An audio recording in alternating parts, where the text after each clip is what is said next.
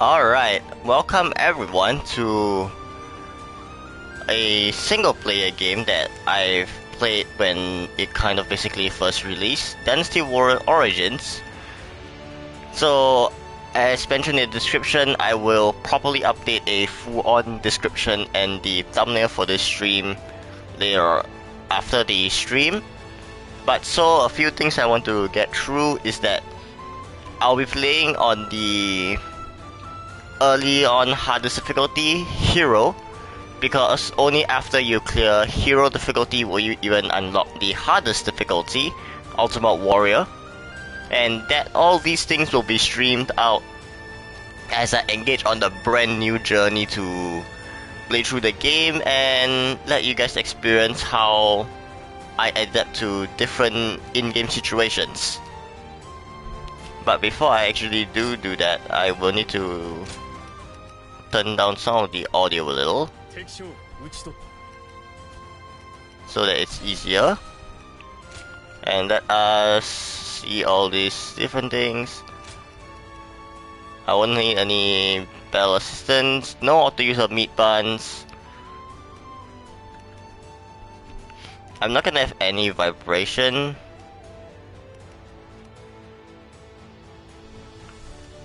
And I'll turn off the rumor settings so that it's some things as well. Controls is basically the simple thing.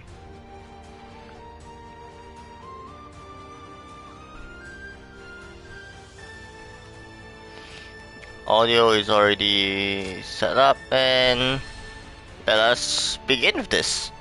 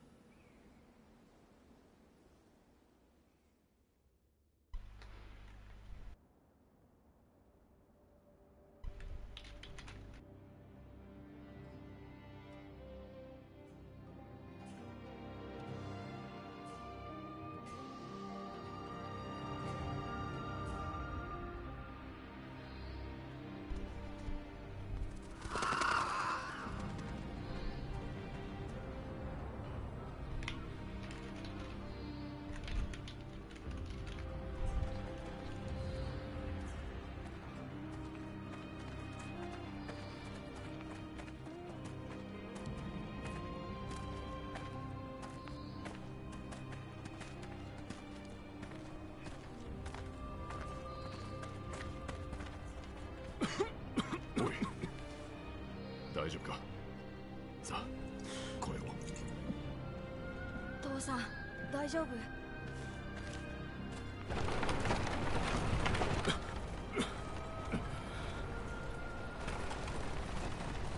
どこもかしこもしけてる。わしらにも分けてくれ。どうかご慈悲を。せめて子供の分だ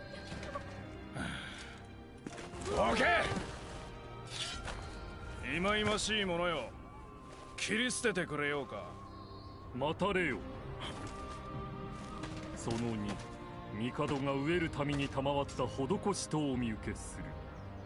かように苦しむ者たちを捨ておいて、いずこへ行かれるおつもりか。無礼者め、くだらん言いがかりを申すな。この商人が全て証言いたした。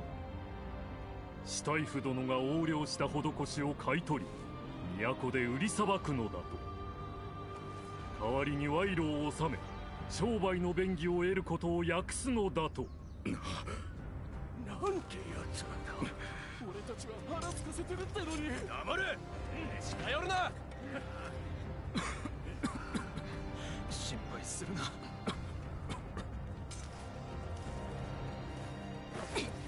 もう待て。来るんじゃねえ。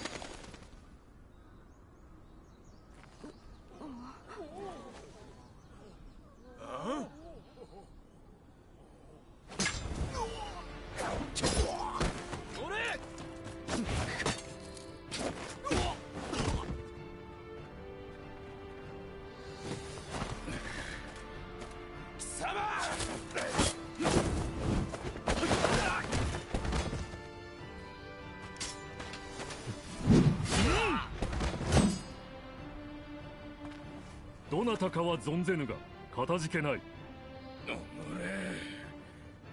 援を呼べ。はっ、これ以上奴らが増えるのかよ。兵が来るぞ。二人ともこちらだ。こ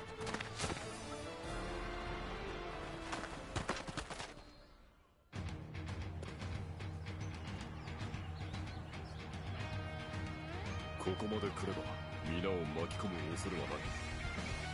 存分に暴れてくれ。俺にはまだやることがある。だが必ずお前たちを逃がしてやろう。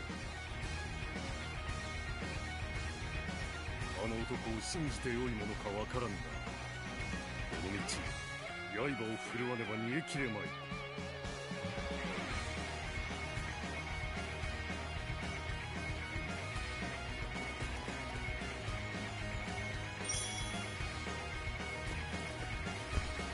Okay, so this is basically the in-game tutorial, and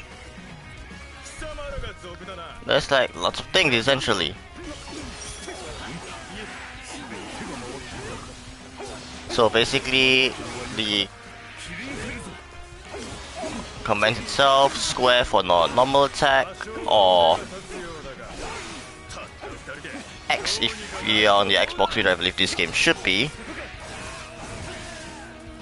So I already knew how to play this style of game, so you do notice some attacks that are completely different. As later you'll see in the tutorial, they'll tell you that triangle actually refers to a strong attack, and X for you to jump correspondingly.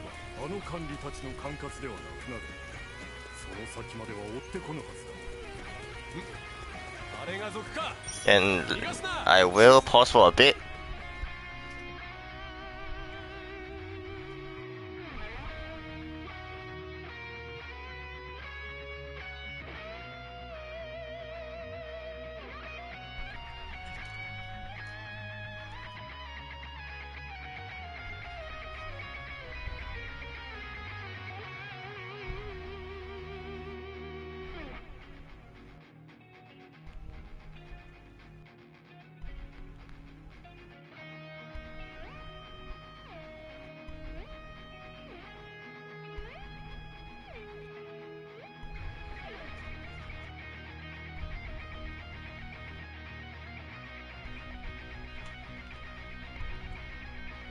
Okay, I will just get rid of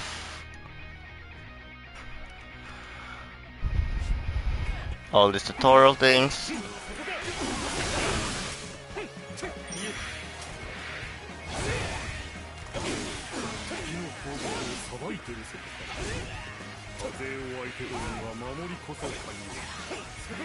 So some things is that the difficulty I'm playing on is a lot harder, but it makes such for more interesting gameplay at least.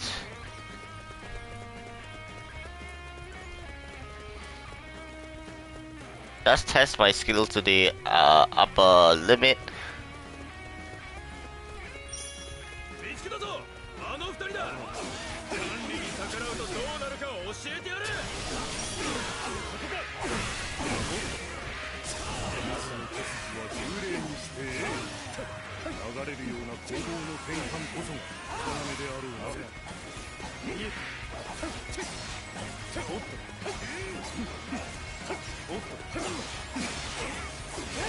So those of you who are wondering, this stream will go on for about 3 hours.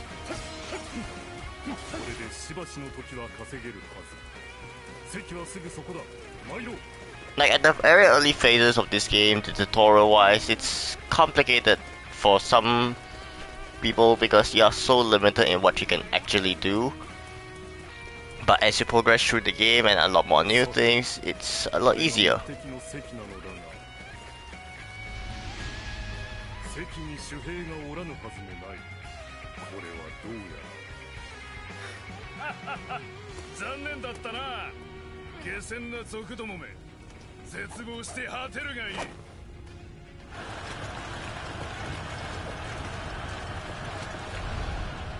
り先回りされていたか。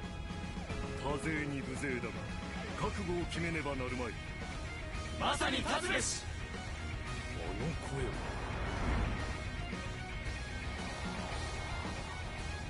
声は。我はトウ汝ら、このまま搾取に甘んじ屍を晒すことを選ぶか。いいな。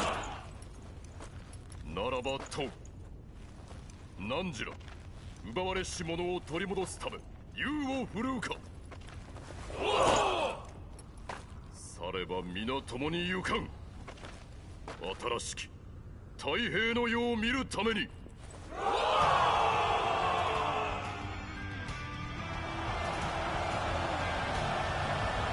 我らにある。皆恐れるな。俺に続け。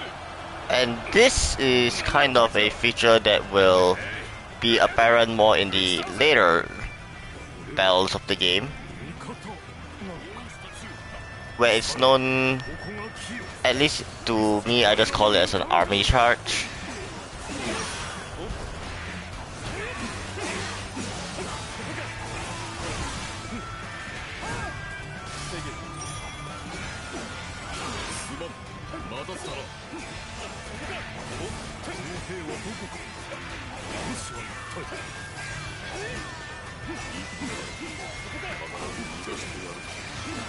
So the tutorial is just you making a stand against corrupt officials at this point.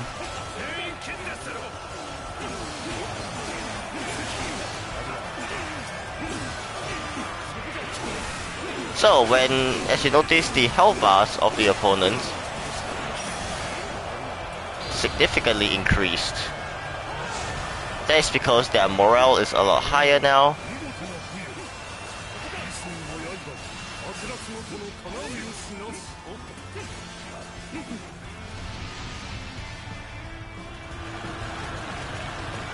As even more troops appear.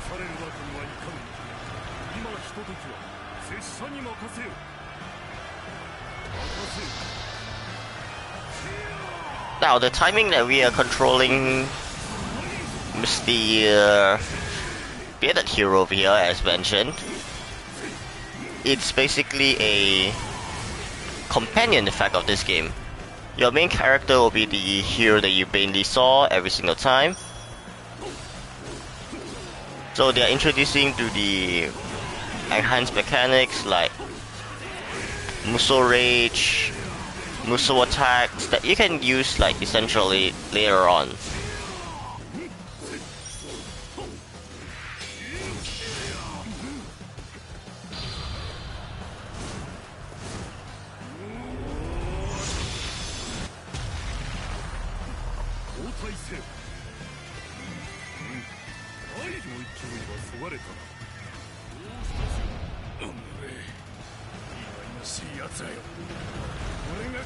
Now is basically the final boss fight of the tutorial. So you notice that underneath some of these things there's actually a shield.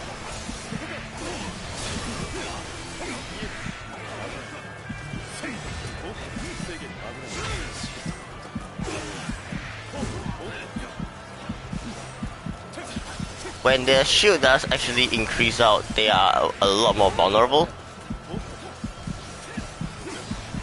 And that's when hits will basically stagger them.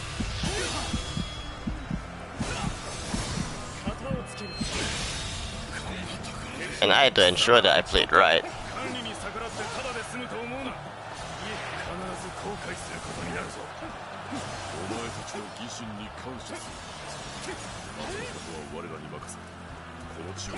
Corrupt troops, please go away.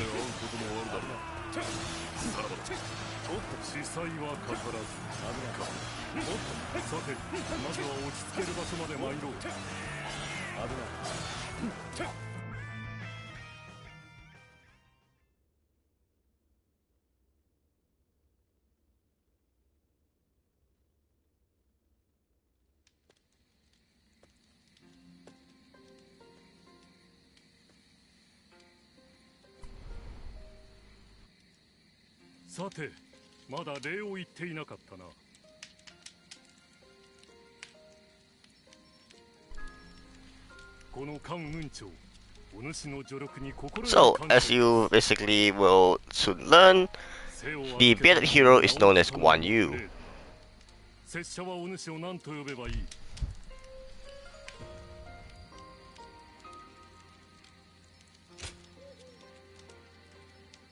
Because obviously when I played through this already, I already had my username in this, so I'm just gonna put it as the shortened version. Oh, that is incorrect.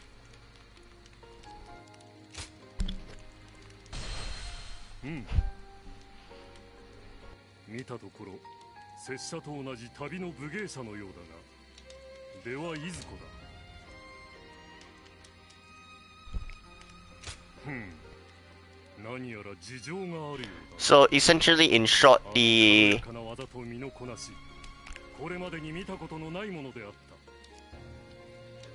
character that you are controlling, as I pause autoplay in the dialogue for now, is that you lost your memories due to a fire attack as launched by corrupt government officials.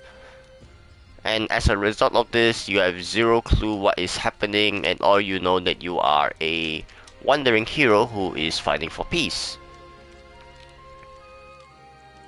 Now, with all that being said, you embark on a brand new journey to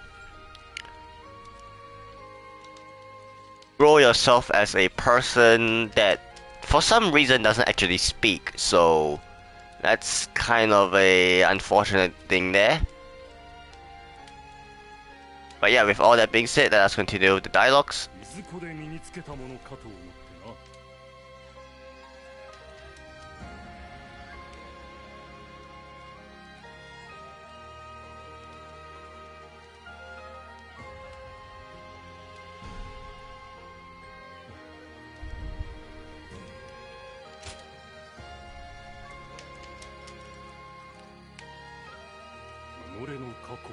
忘れてしまったということか。出自を答えられぬのにも特進が言った。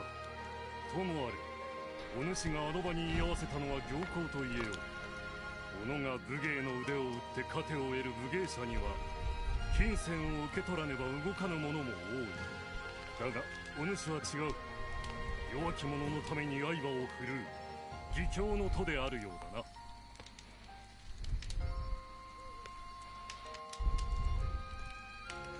それを当然と思えることこそが義兄の心。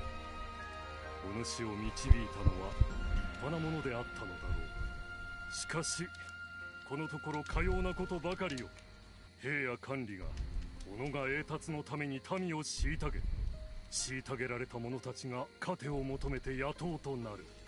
わだかまる雲は眺めを呼び、雨は麦穂を腐らせ、風が病を招き、多くの命が消え失せる。世の混迷を天が嘆いておるのやもしれぬ。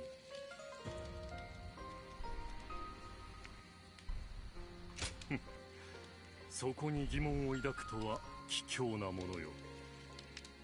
太平道の噂はお主も聞いたことがあったろう。あの者たちは大権領士聴覚を報じる一団。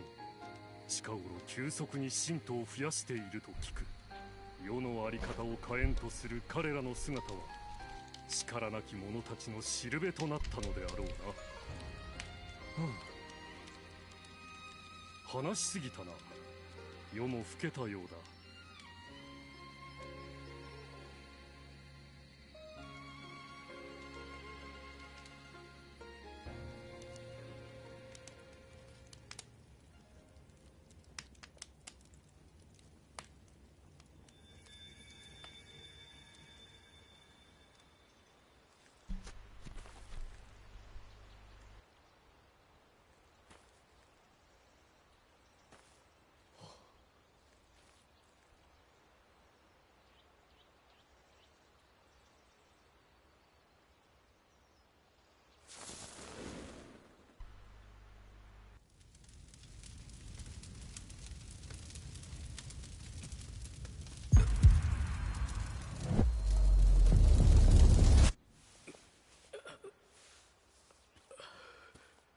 天下久しく別れれば必ず合し久しく合すれば必ず別れる。漢の酵素が国を起こし、後部帝が中興してより長い時が経った。しかして天の意は明らか。これより世が大いに乱れることは避けられぬ。故に太平の世を作るのだ。導きの光はすでに汝のもとにある。汝太平の要よ、行くがよい。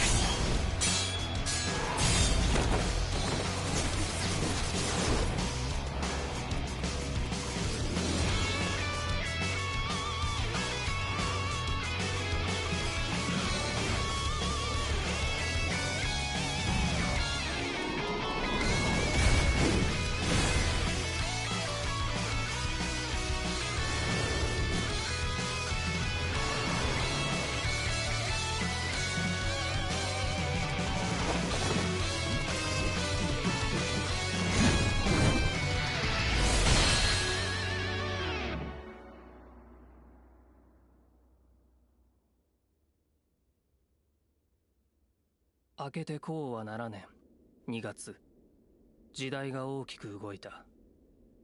困窮する民に救いの手を差し伸べ、絶大な支持を得た太平道。その教祖である聴覚という男が漢王朝に反旗を翻したのである。実に8つの州であまたの太平道の信徒が蜂起した。彼らは黄色い布を身につけ、団結の証としたため黄金党と呼ばれた。後の世に言う黄金の乱である。ここから時代はいやおうなく乱世へと傾いてゆく。第一章、黄金、義に立ちて暴に失す。英雄、乱に功を立つ。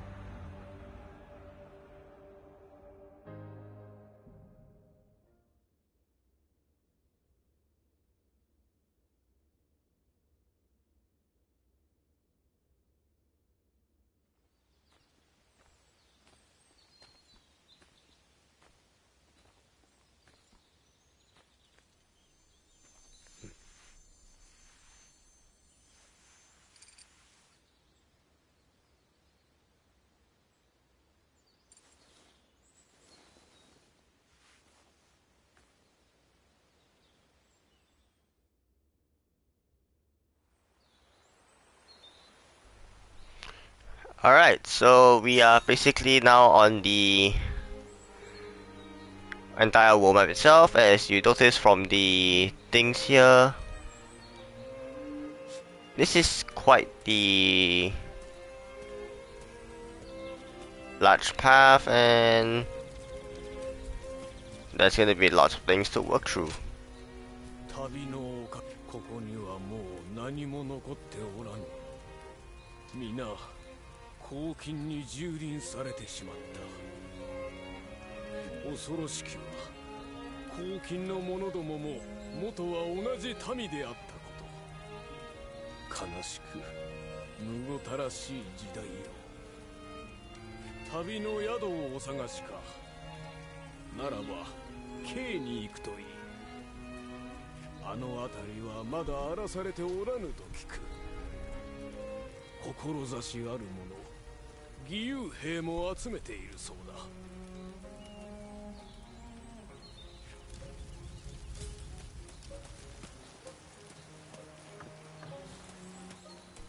So, a few things that you would want to notice is that you will notice the green arrow on the minimap, that is your player's location. I can also actually enhance the map in a separate time. And the circle to the southwest, which is your bottom left of the map itself, is a peace meter. This peace meter will only rise when you solve minor skirmishes. Major battles also provide a greater boost, but those things are something entirely, and we'll unlock our first waypoint for this playthrough. And there we go, this is the map, and you'll notice the entire map are split into actually multiple regions, even though they don't actually show you anything else, as all others are actually currently locked. You can't access them. So we're gonna enter the inn, and some things will now happen.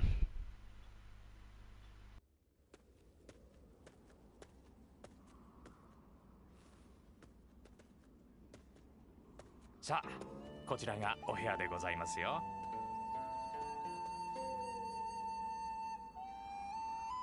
しかしお客さん、このご時世に一人旅とは豪気なもんだ。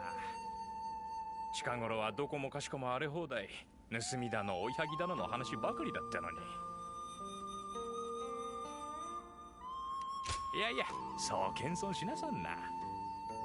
こちらにはしばらく滞在のご予定ですよね。武芸者としての稼ぎ口を探してるなら、義勇兵にでも志願してみちゃどうです？ここは優秀大使のお膝元、きっと歓迎されることでしょうよ。昨日もどこぞの義勇軍が大使様に目通りを。あった、むやみに人様の話をするもんじゃないか。でも聞かれればお答えしたくなるのが商売人でしてもし何かあればお尋ねください。そりゃ黄金と討伐の義勇軍ですとも。黄金のやつら近頃どんどん調子に乗りやがって。昔は太平道ならいい世の中にしてくれると皆が信じておりましたがね。ああ、龍雲様のことですか。あのお方は官室に連なる高貴な出でしてね。世の後輩を憂えて黄金討伐のため義勇兵をお募りになった立派なお方ですよ。おや、そうですか。まだ日も高いことですし、荷ほどきをしたら街に出てみるのもいいかもしれませんよ。では私はこの辺りで。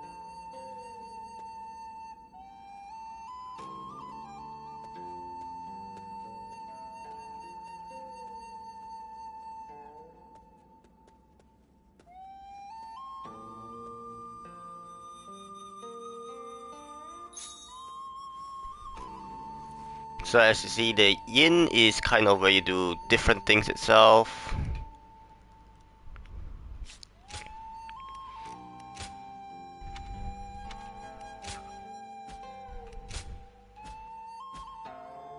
And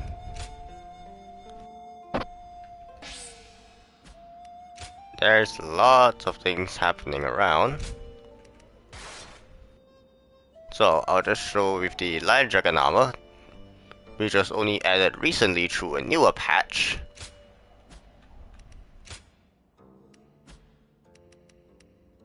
Now there isn't really much to do other than to really head out, so that's what we'll exactly be doing. 桃はいかがかね。もぎたてでみずみずしい桃だよ。さあ寄っておいで。おいしい桃だよ。おいあんた、買わないんなら商売の邪魔だ。ほらあっち行きな。たく。さあそこの人どうだい。甘くて美味しいよ。この野郎待て。おいなんだ。気をつけろ。ん？なんだ？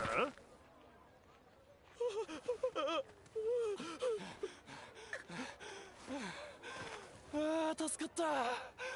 おい観念しな。許してくれ。家族みんなもう何日も食べてないんだ。だからなんだってんだ。どうせ納めるもん納めずに逃げた流民だろ。働かねえなら食うに困って当たり前だろうに。そんなまっとうに働けるなら俺だって。店主これを。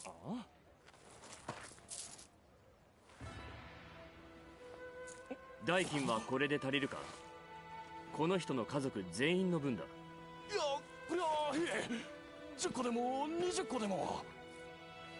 おめえ、いや兄じゃ甘すぎじゃねえか。そうかな。そうかもしれないな。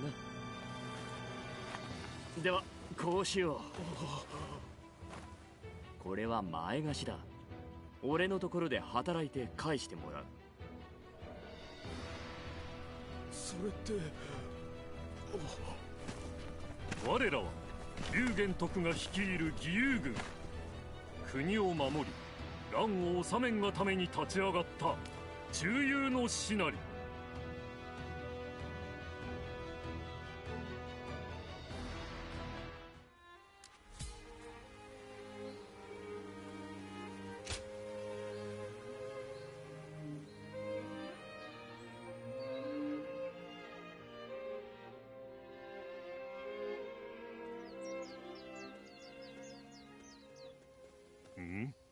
お主は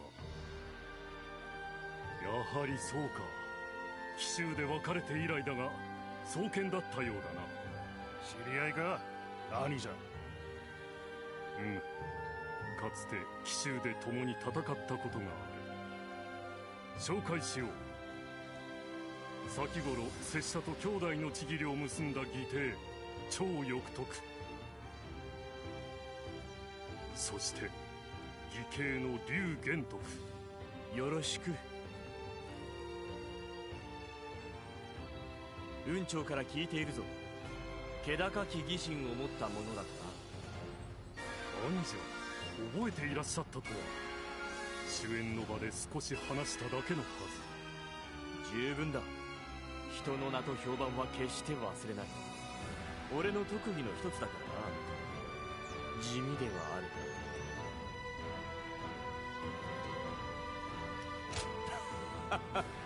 やはりそう思うか。ところで俺たちは明日大衆殿の命で黄金の先見と戦う。どうだ、共に来る気はないか。なんだよ兄者、俺たちだけじゃ不満だってのか。いいや、まったく。じゃあなんだって。俺たちは結成したての義勇軍。気骨のある者なら誰でも歓迎してきただろう。官軍相手に雲長と大暴れしたそうじゃないか。そんなお前と一緒に俺は戦いたい。兄者がそう言うなら構わねえが、どれだけのもんか確かめておかねえとな。腕試しといこうぜ。俺様に勝てたら歓迎してやる。あ？まさか俺のことじゃねえよな。自分の心配だろ。来いよ。暴れてもいいところでやるぜ。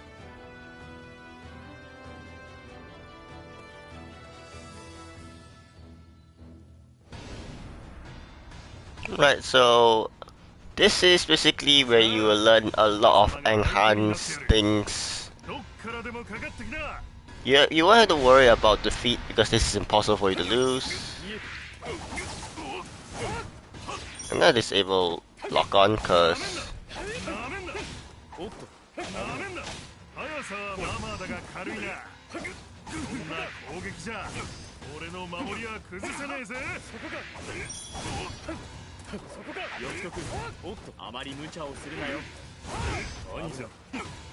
so they are basically teaching how to break a guard and everything else.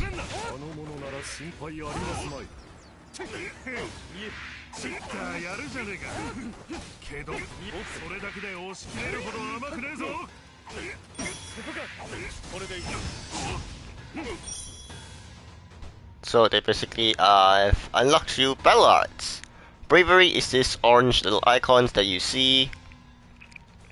There are multiple ways to increase bravery.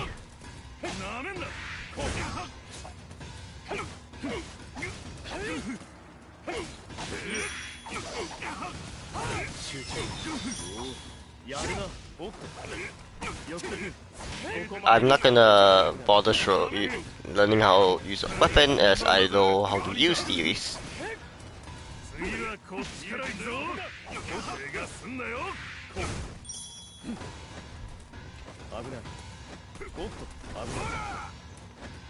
I was not in the proper angle.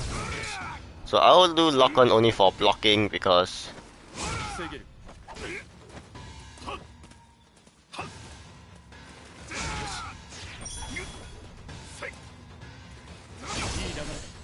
parry is literally a perfect block timing.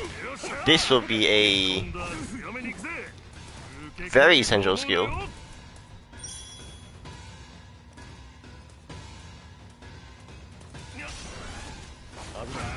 So this orange indicators is attacks that cannot be blocked or parried, but the orange ones, as you will eventually learn, can actually be countered properly.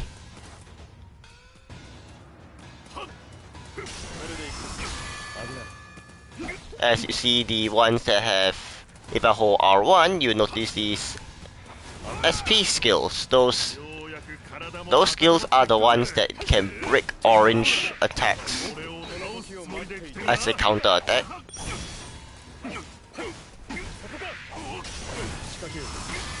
Which I did it way earlier.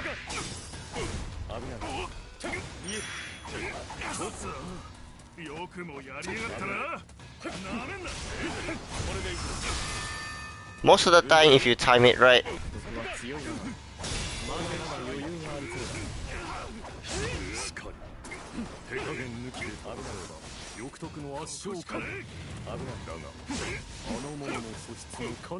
and again the stagger mechanic comes back.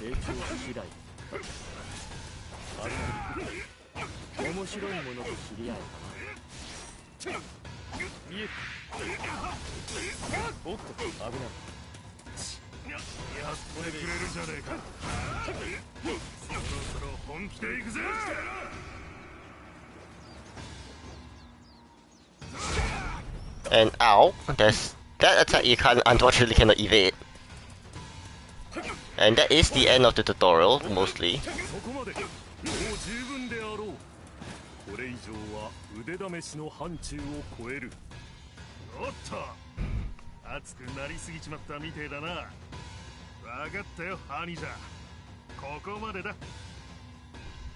So as you basically learn, Zhang Fei over there is someone who likes to fight. So Buso attacks basically cannot be really evaded anything, so you have to really run out of range.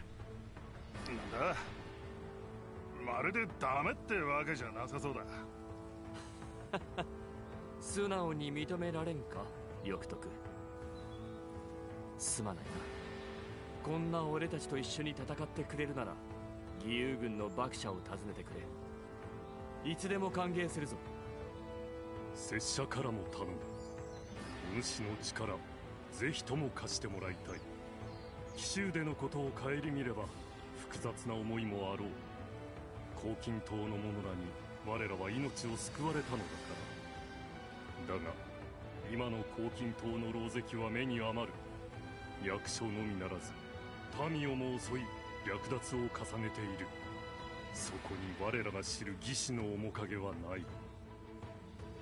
故に拙者は彼らを止めんと決意した。せめてもそれが恩義への報いと信じる。お主も同じ思いを持ってくれていれば幸いだ。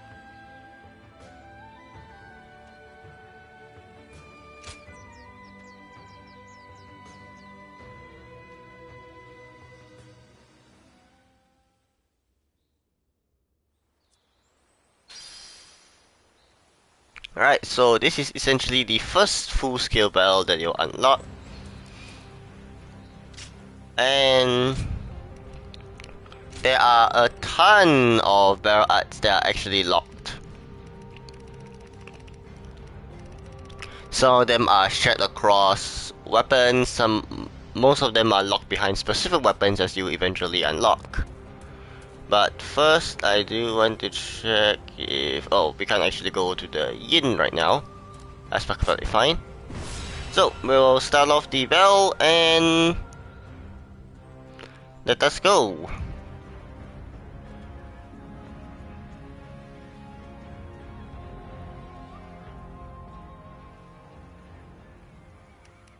Hmm. よく来てくれた。泣いてる奴ら見捨てないか。悪くねえ。義勇軍へようこそ。大いに歓迎するぞ。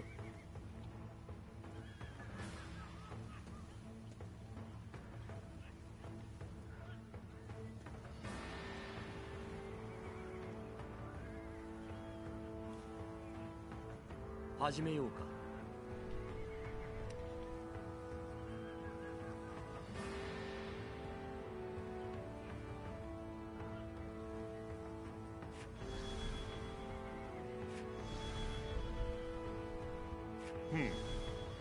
そうだな。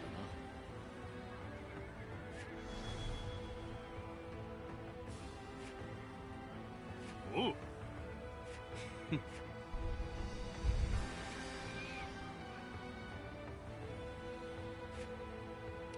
ありがたい。Right, so usually in like the war console, which is basically whatever that earlier segment is, there's not much chatting involved. So just a quick, very brief overview. There are enemy officers for you to defeat. The enemy commander is the final boss for each of the individual stages. In this bonus, not bonus mission, but this main battle, there are volunteer soldiers. Righto. These are ones that you should try and rescue for this battle. And that much else being said, there's not much to really track around, so let's begin the battle. 間もなく出陣か。なんでや。まさか、むしろその逆だ。いよいよ始まるのだと思うと胸が躍って仕方ない。俺たちはこれから初めての勝利をつかむ。こんなにも頼もしい仲間がついているのだから当然だ。言い切りやがった。これこそ我らが見込んだ龍玄徳の器よ。さあ行くぞ。皆で天下に勇飛する。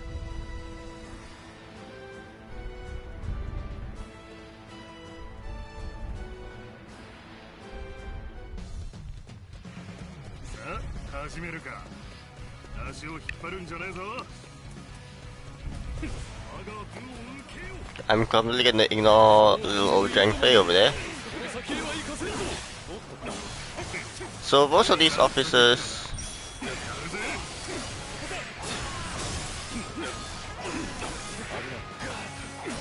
you can like normally stagger them as well.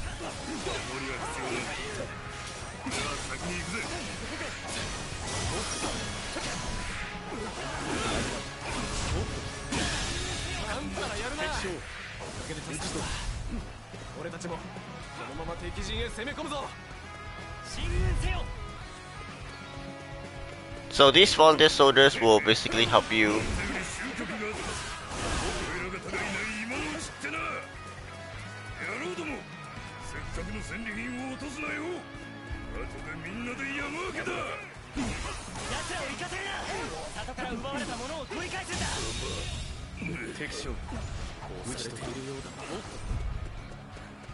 So I'll be basically like running around. I wouldn't really chat much during the gameplay as well because this is obviously gonna be a harder one. And that's a perfect parry.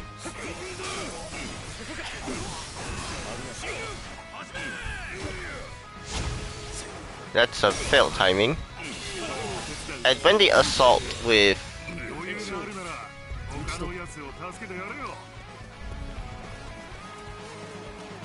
the assault finishes up, you basically the assault word being glowy in yellow.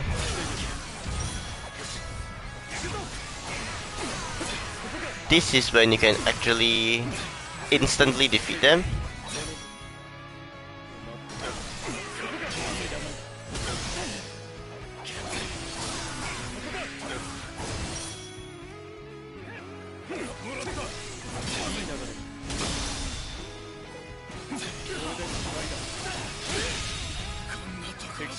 Right, because we did get actually, you can change weapons in the middle of these, so just change weapons accordingly, and I'm gonna equip a weapon with a stronger attack.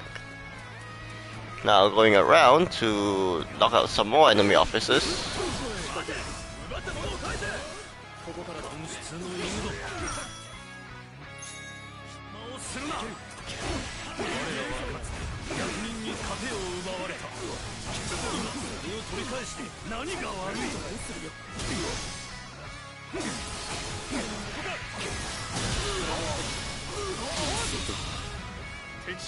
Right, so that is everyone here already eliminated. We're gonna push up the front lines. If you guys know your way around a battlefield.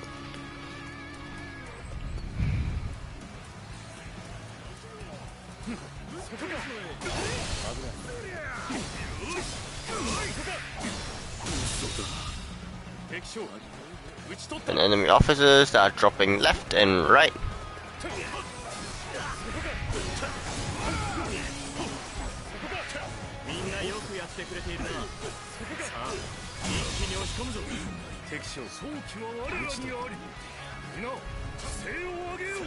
And to be frankly honest,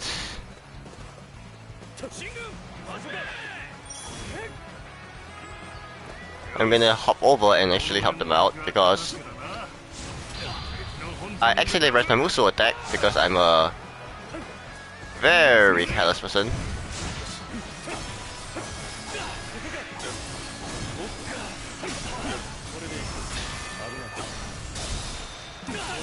Hammers, unfortunately, are one of my biggest enemies, so clearing that one is actually very important to me.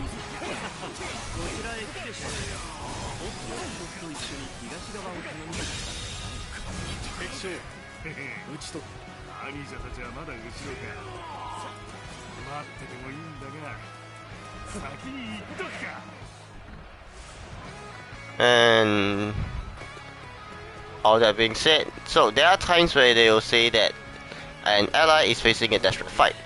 You can approach them to actually help them out.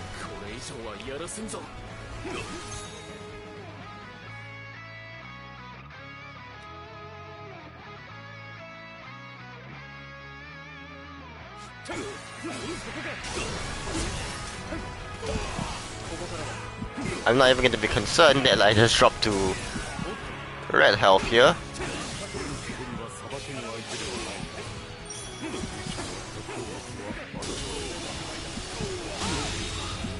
And I'm going to be crushing all these soldiers very easily.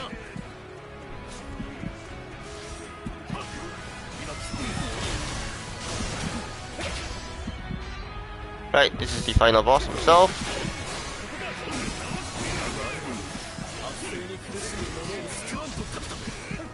Whoop.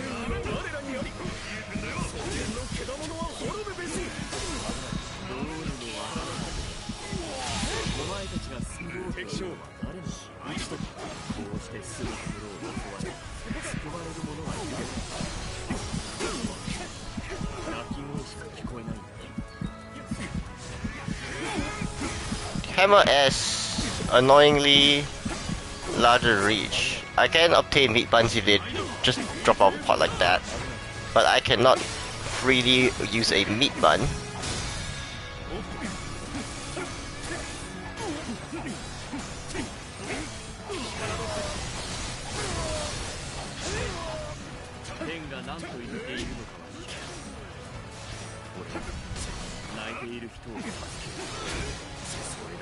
Oh, there's actually an office here.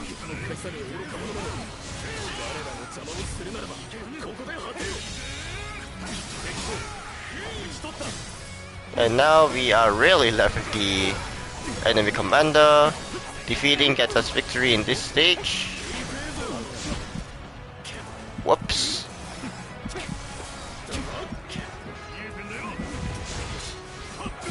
I tried to time the parry, but unfortunately that doesn't work for me.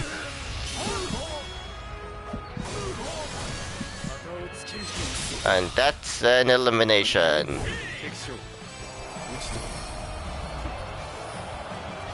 Covering ourselves for the victory. I can't exactly participate in the victory cry.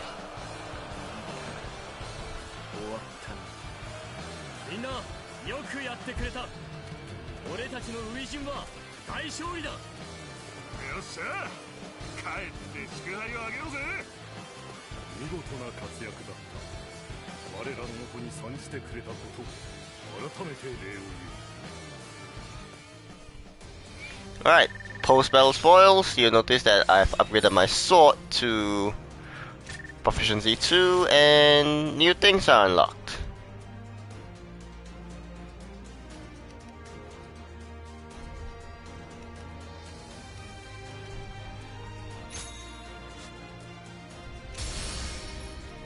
So, as you upgrade your weapon ranks, your weapon proficiencies, you unlock new things.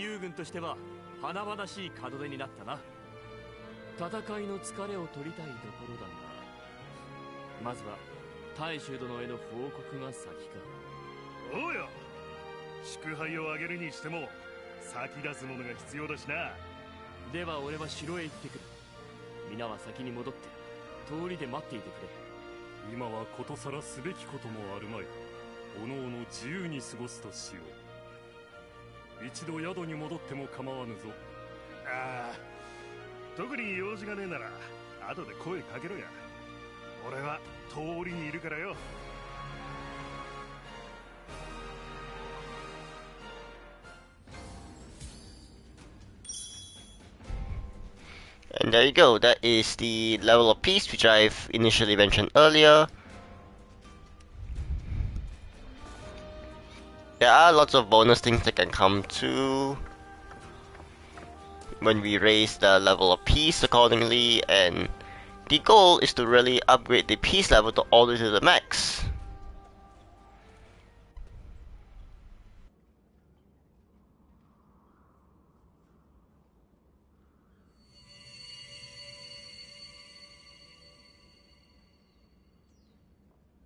Nanji, 太平の要よ。玉に光が宿ったようだな。それこそこの地の乱れが除かれた証。今はごくかすかな光に過ぎぬ。だがその光は人々の希望の形。希望あれば人は生きる意志を持つ。人が生きようと動けば世も動く。この積み重ねがやがて世を太平に導こう。それはまた汝の失われた過去にもつながるはずだ。太平の世を作る。なんとなればそれが汝に託された言葉ゆえに。そしてやがてはこの姿を思い出す日も訪れよ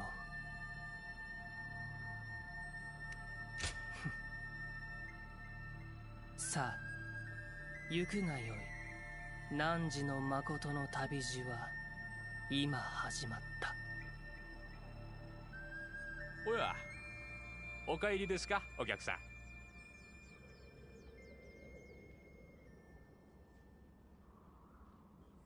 どうしました？ぼーっとして。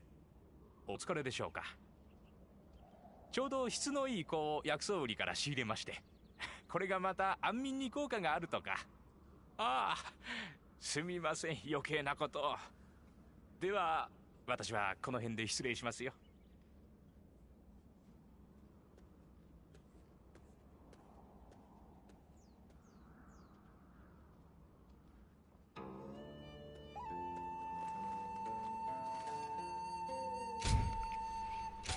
Alright, so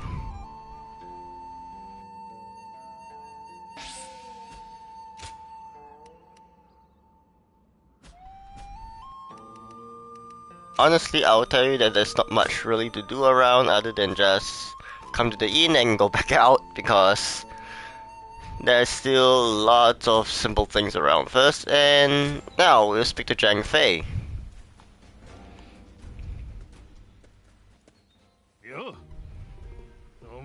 なんだかんだやるじゃねえか。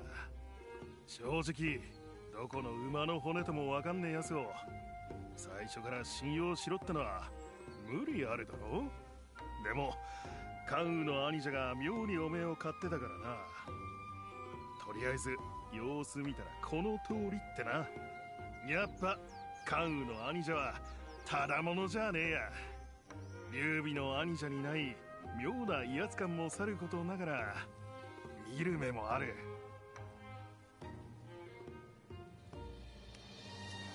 いや、そうだろうとは思ってたぜ。けど何でも鵜呑みにするのもまずいだろう。俺だっていろいろ考えてんだよ。そもそも俺たち3人が兄弟になったのはつい最近だ。黄金討伐の義勇兵募集の立て札の前で出会って、なんとなく話があったんだよ、2人と。で、俺んちの裏庭の桃が見頃だってんで、花見酒に誘ったら2人とも来やがった。いや、盛り上がったぜ。いろいろ話もしてな。その勢いで兄弟の誓いを立てたんだ。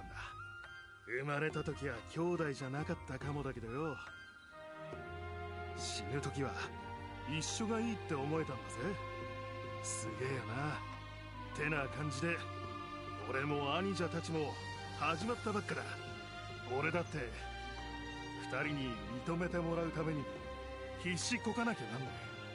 ああ、だからよ、何が言いたいかって言うとだな、悪かったよ。おめえのこと最初から疑ってかかってただろ。俺は俺なりに必死のところ、兄者に気に入られてるおめえが来たからよ、ついいらねえ対抗心燃やしちまった。おめえなかなかいい線いってると思うぜ。これからも一緒に戦ってやってもいいくらいな。今さらおめえに気を使う意味ねえだろ。素直にありがたがれっての。まったくどういう神経してんだ、この俺に軽口叩くなんてよ。でも悪くねえ。着物を座ったやつは嫌いじゃないからな。当分は俺らのところにいろよ。いきなりいなくなったりしたら承知しねえからな。おう。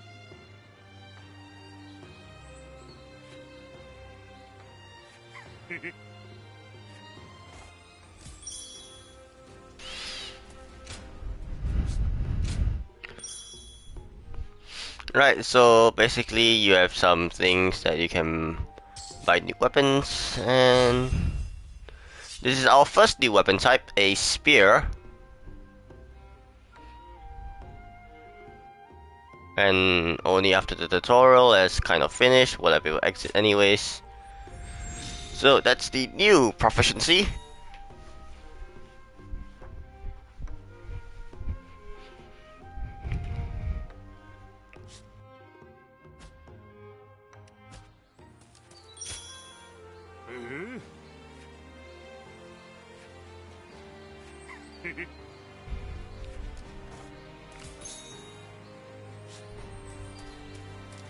So we're basically gonna eliminate some of the chaos, quelling them, and this is where we're gonna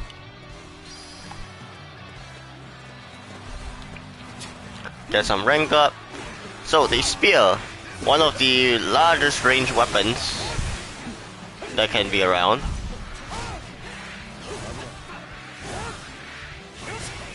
You even have a flurry of triangle attacks, and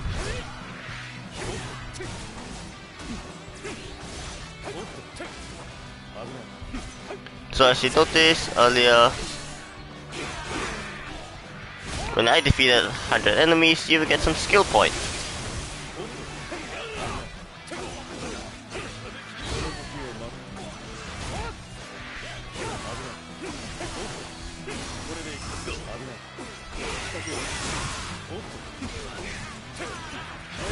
I'm not sure whether I can get to 200, but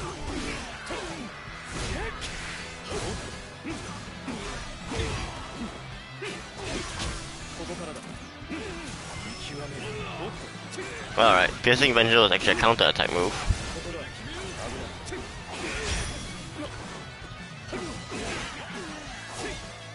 And that's a sweep, and stop attacking me as I'm trying to clear out some soldiers and some skill points, please.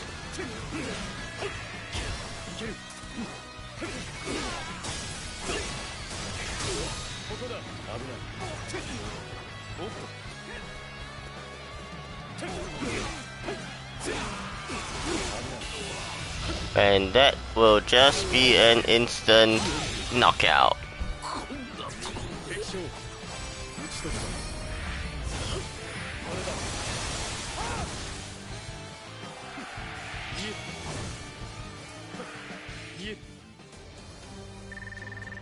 So as you notice, the proficiency will cause me to increase in some things as well, and we unlock some new panels, earning 12 skill points for 300 enemies, 4 for each. Now,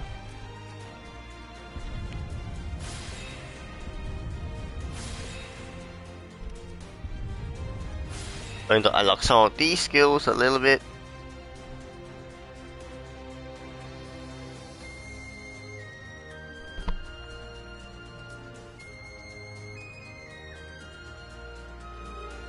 And the others I won't have enough for anything just yet because this costs 20 and this costs 30. So usually for larger scale battles, it is way easier to earn skill points as compared to these skirmishes.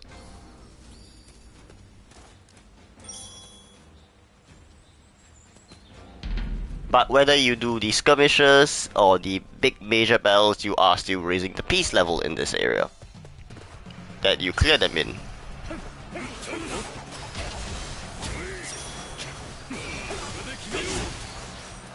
Alright, this time I'm gonna do a counter attack.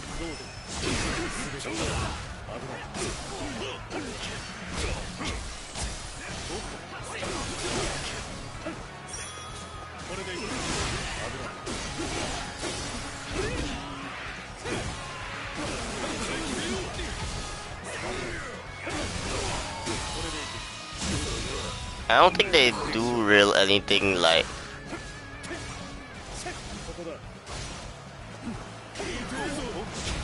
oh, hammer.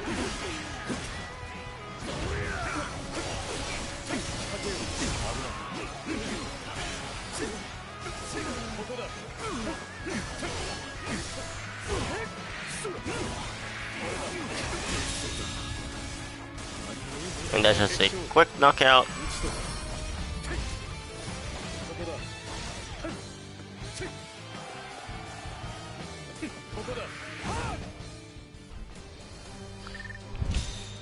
skirmishes are obviously naturally on the lower end of things.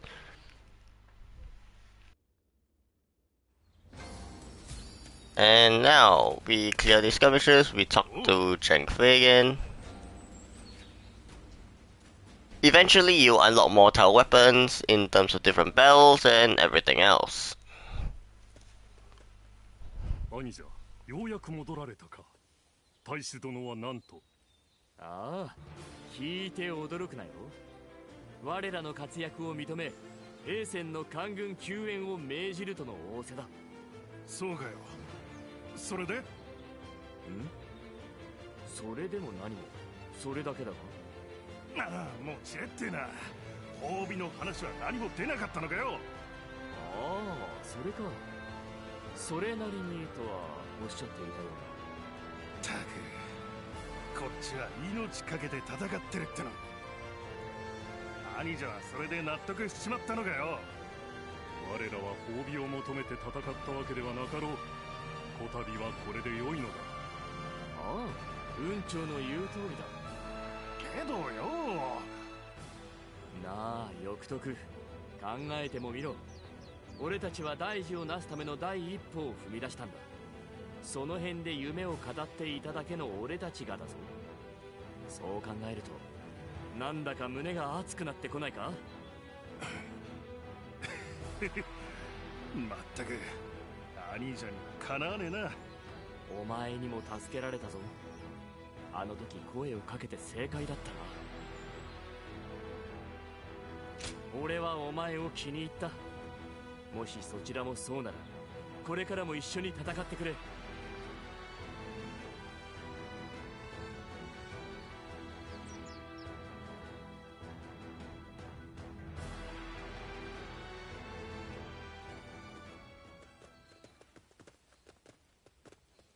久しぶり。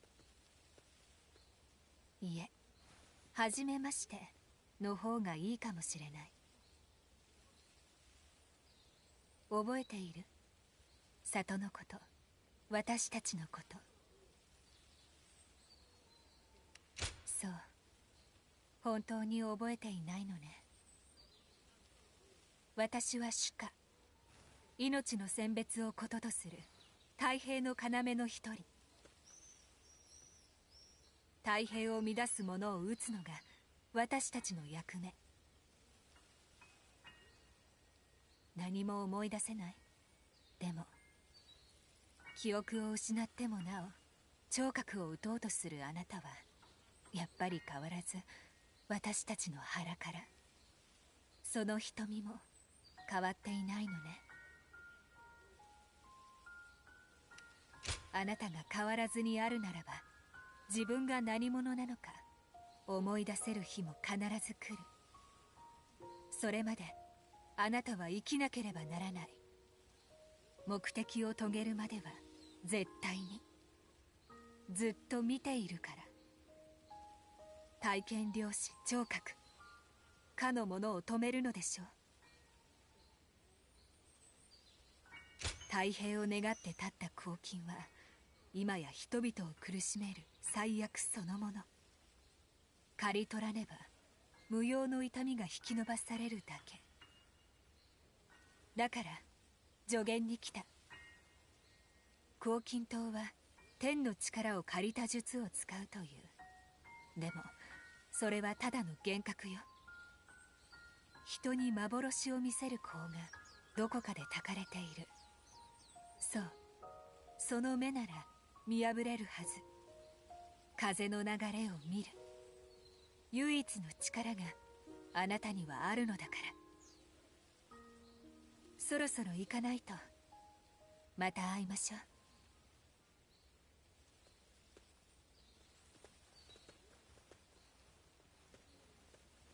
So that cutscene alone is basically telling you of a very important feature that will be very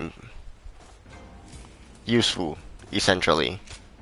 But it seems that there are things that we can get.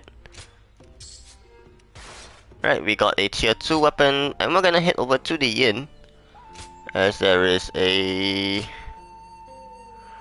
New thing, we have the Great Bird's Wing, which increases our health. Pyroxene is something that we will get to.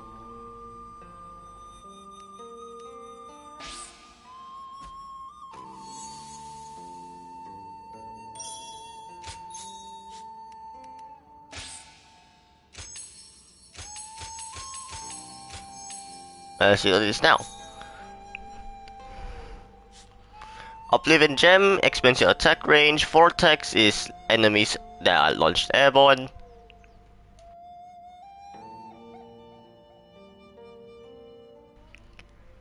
Scorch Gem, perhaps I think one of the most useless ones. It increases your parry damage. Wellspring Gem if you are much more weaker, so you use it to restore health for every 100 enemies defeated. And Ascendance Gem, it's kinda useful and not so at the same time. The main ones you see me using is the Oblivion and Vortex Gem. Wellspring Gem will be used from time to time. But that's all I have to say, because Wellspring Gem, I will tell you, it is very crucial for like the harder battles like in the later chapters as well as on Ultimate Warrior difficulty.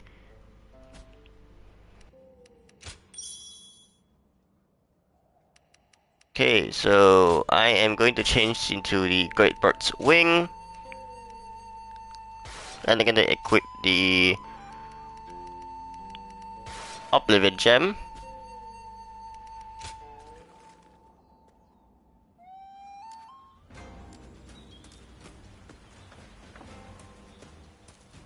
And now we're gonna move down to a new section known as G Province. So the redstones, as you saw on the map earlier, are pyroxene. These things can actually help you earn lots of things. Now I will actually go and directly Koala Chaos. As you see, our weapon has kind of changed.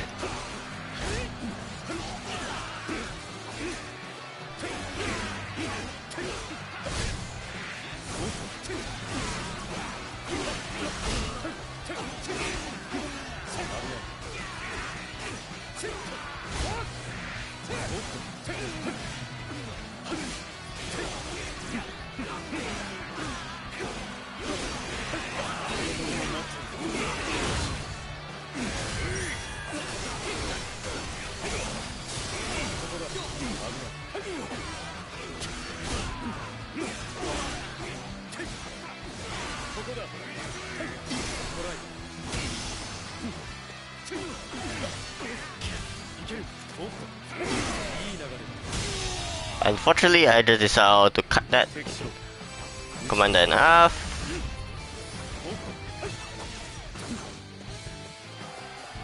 And there are no more bandits remain. I'll try and see if I can turn off the tips, because those tips are very frustrating.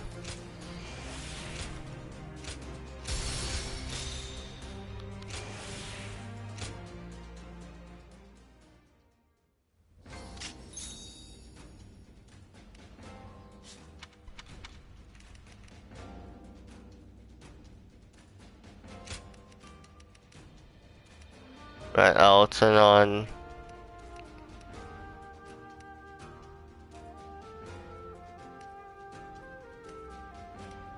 all these things.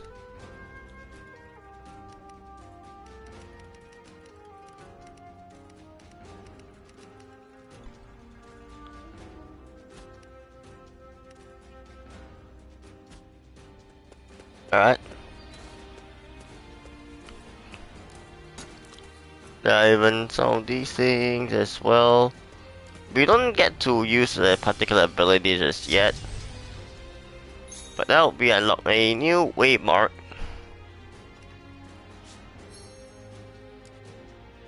For this new area, we can even cross downwards into a area known as Yen Province.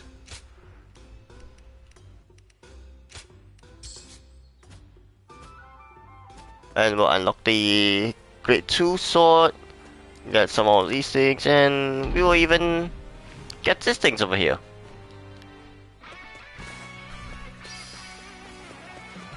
So this spell basically introduces you to faces, and unfortunately that is, I think, not kind of what I wanted. So I'm not sure if I can turn them off on here.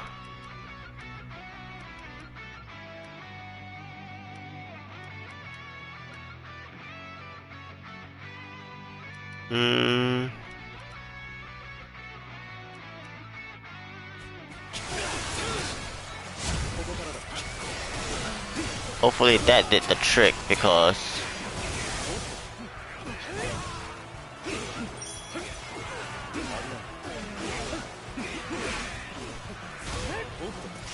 I don't know why the bell assistance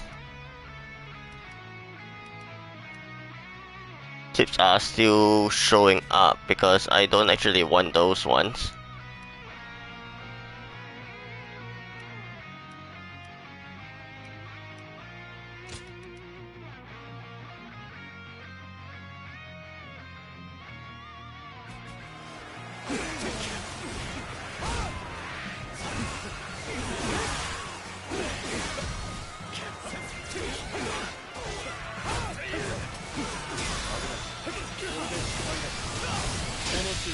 And base captures is depleting the base defense strength to the minimum, and if there's an officer defending them, you have to defeat that said officer as well.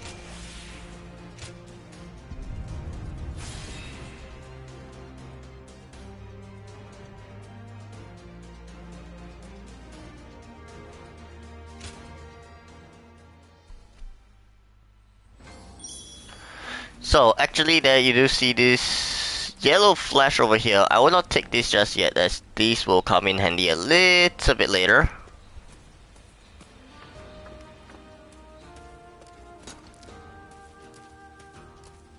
And we'll unlock a new waymark for a new province. Some of these things is honestly not meant for me to do right now, but I'm around, so I'm just doing them.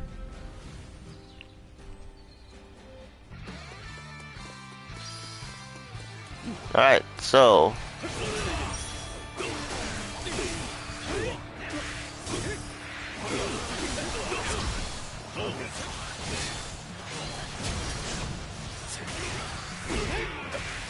unfortunately I cannot seem to properly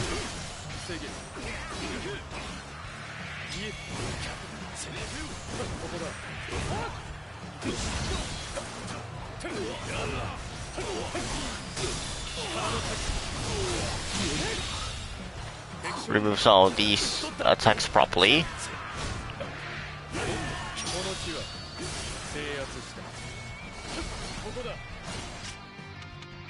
I'm gonna switch back to the longsword, as I feel that is a lot better for me. And there you go, our weapon just switches directly into the sword.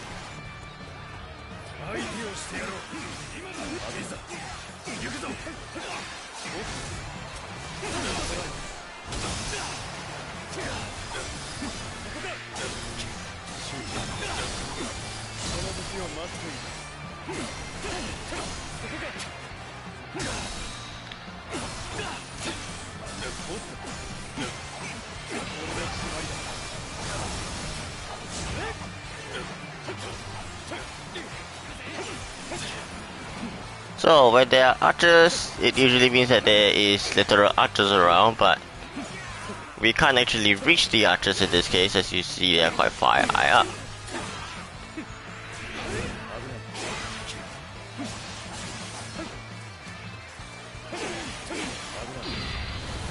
So we're gonna do a Muso attack, which will shatter the red armor.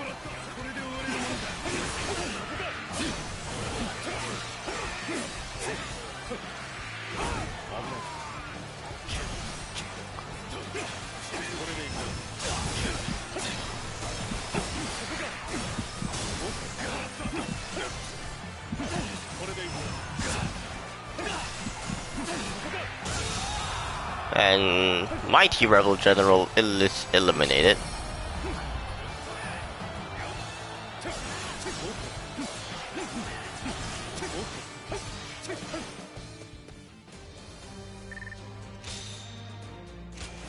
And new skill points being earned, 13 more.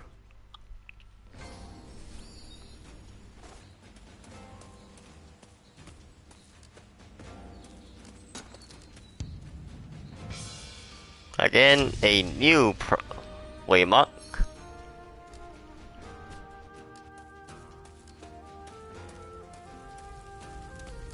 And this is actually where we have to go.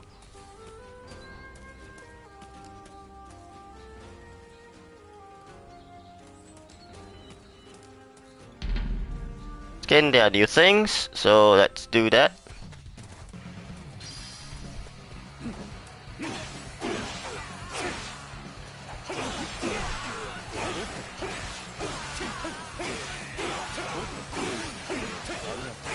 So this game is kind of like very fast paced and everything because of like, well, partially it's got to do with the difficulty that I really chose.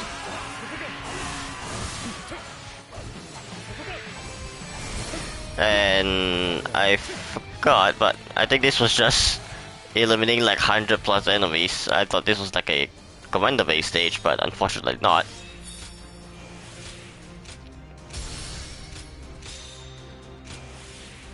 So we earned 4 new skill points and nothing else to show for it. Well, we'll speak with this elder over here.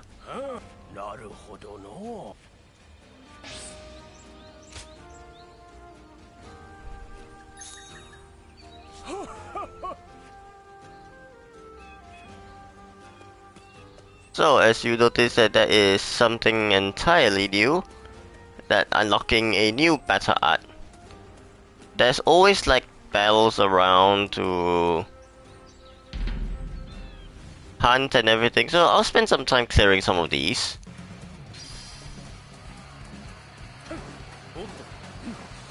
Right, I'll actually do this in a different way. I'll drain all these enemies towards me. And let's do this. That's already 93 eliminations.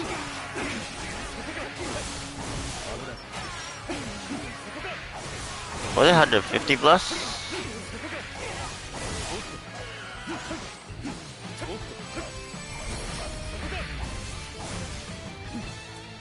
Oh no, I think I got like 170.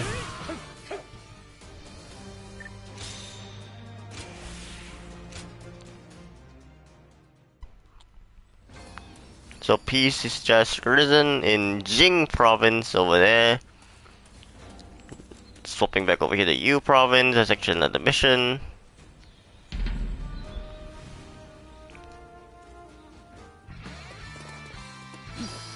And we are defeating another mighty rebel.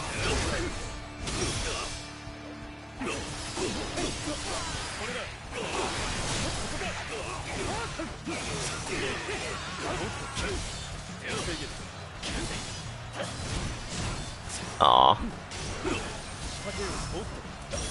What? Well, that must be a cheat code for you, little guy, as you're supposed to have been parried.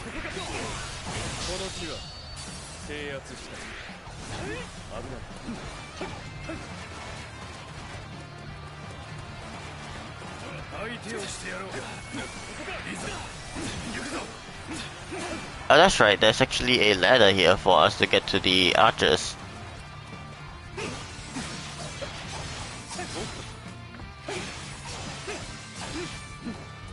So let me just quickly silence them.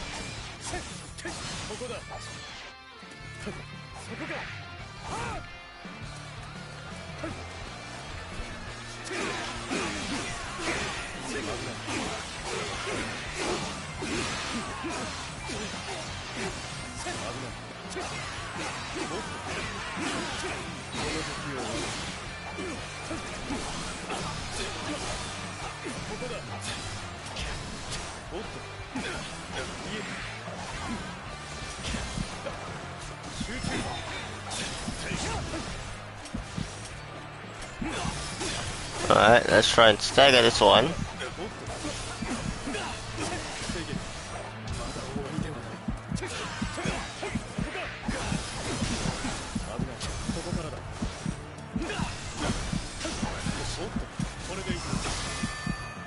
Annoying, but you are not shredding my health bar today.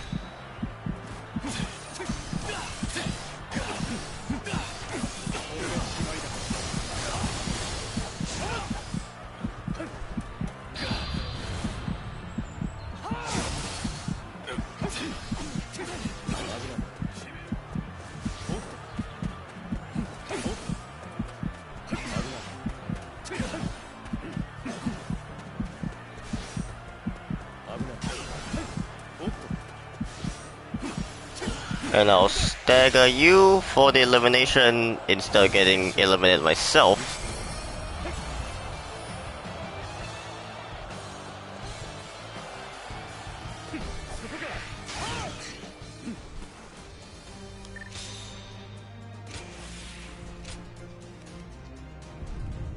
Right, chain evasion, one of the very useful skills.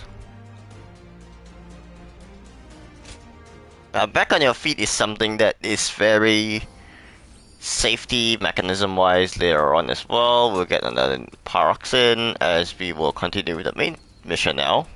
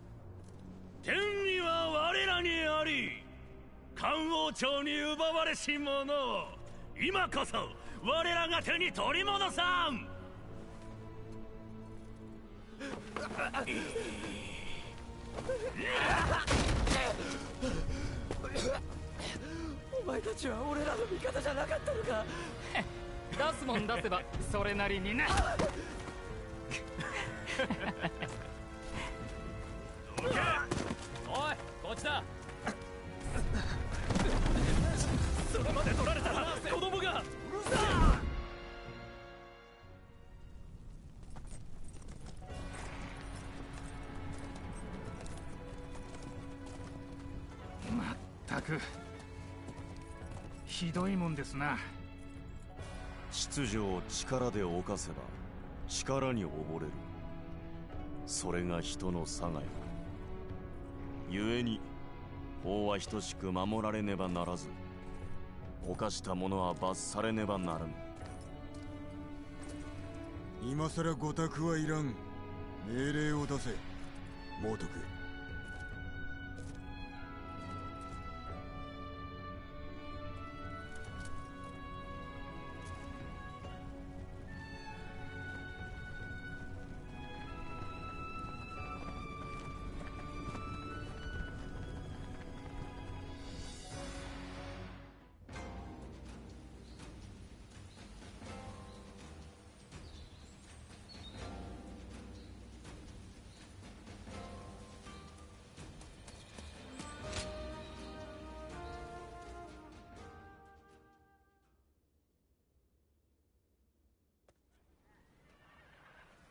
お前たちか。優秀の黄金どもを貨幣で鎮圧したというのは。はっ。それで名は何という。いずこの出だ。露食殿の門下、宅県の龍玄徳と申します。龍玄徳、聞かぬな。官位は。いえ、特には。皆様のお役に立ちたい一心で参じました。無冠か。いや、こうして志ある者たちが集ったのは喜ぶべきことなのであろうな。そう言っていただけてありがたい。ですが我らはいわゆる寄せ集め、主春殿らのごとき対抗もなく、兵の数もごくわずか。皆様のご懸念も当然のこと。なればこそ我らに今一度力を示す気をお与えくださいませんか。無冠の寄せ集めでも皆様と同じく官室のお役に立てると証明してみせましょう。豪胆だ。威勢だけは良いものよ。だがそこまで申すのならば拒む道理もない。今の我らにとっては貴重な戦力である。お前たちはこの曹操に従い共に先鋒として道を開け。構わぬな。無論です。話は以上だ。お前たちの活躍期待しておるぞ。はっ。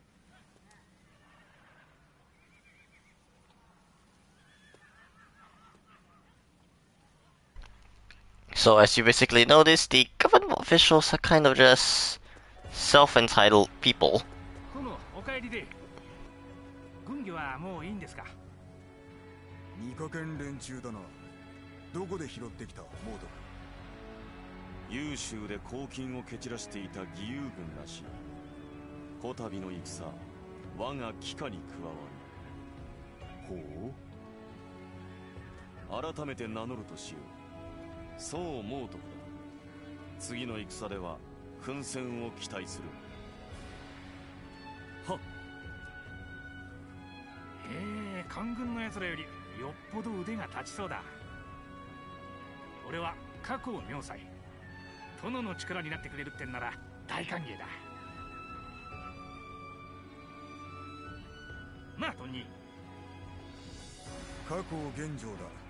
猛徳の下で戦うなら覚えておけ。ありがたいお言葉、感謝します。さっきの連中よりは話が通じるみてえだな。官軍といえど内実は様々ということである。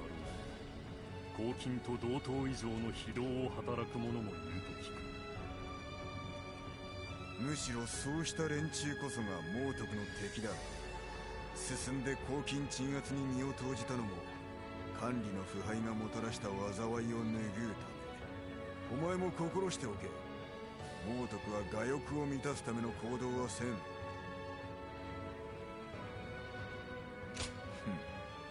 そこの男と同じく強胆なようだな。こちらも義勇軍の本質を見極めてやる。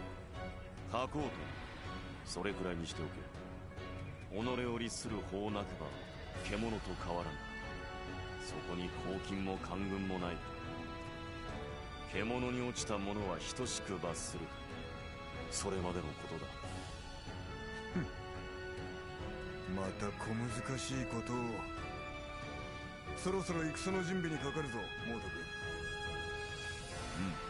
うん、いいだろう。お前たち義勇軍も戦に備えておけ。異彩は追って伝える。お任せください。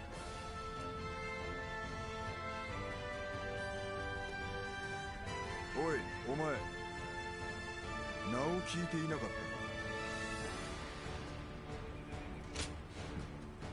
覚えておこう。用は済んだ。次の戦で俺をあっと言わせるような活躍を見せてみろ。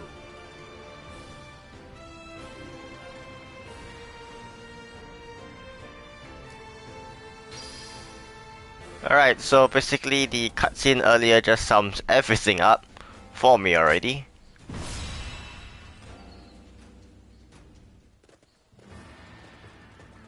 Things are not as smooth sailing as it should look.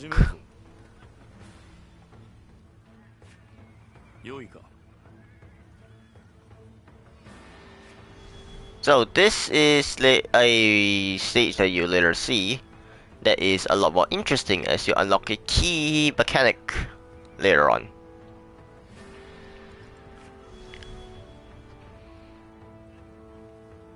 Oi.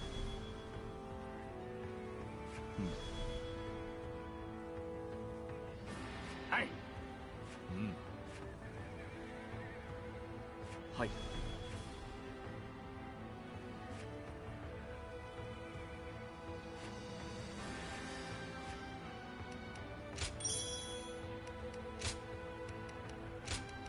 So you notice that we have unlocked some new ones, new battle arts, and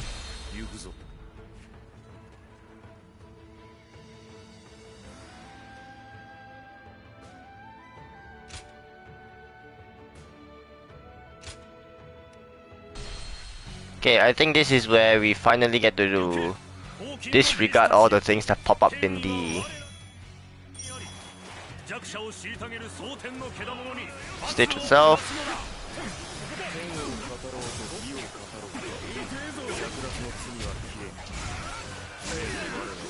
And I must absolutely terribly suck at parrying right now.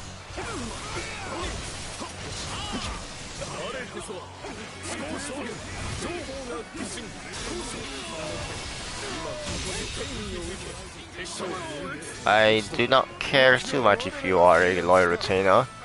You just got shredded.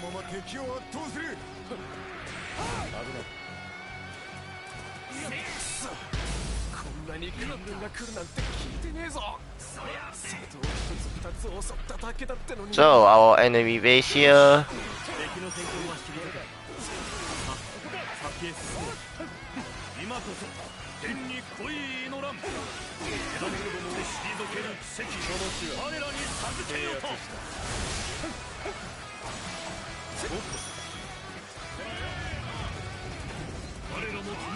So here is when you see all these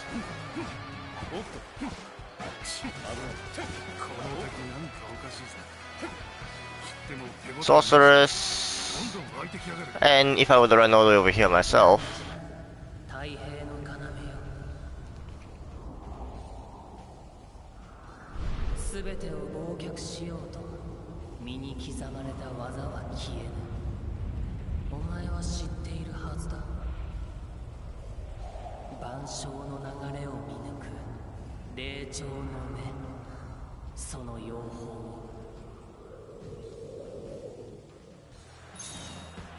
so this is the feature Eyes of the Secret Bird. You can actually see through the purple smoke that you guys might see on the screen.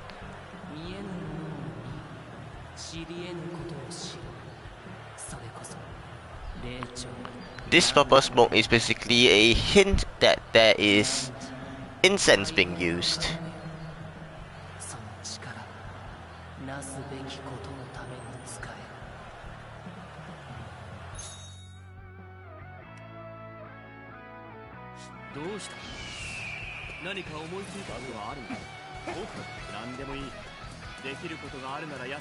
So I'm just gonna ignore all these guys.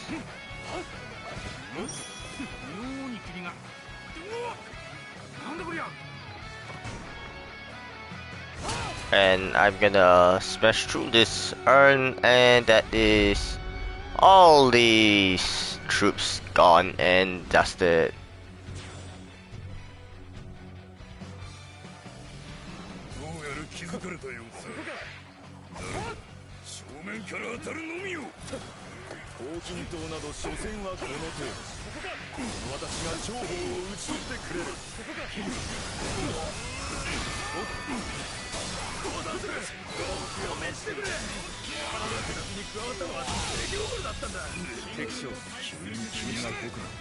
An instantaneous elimination.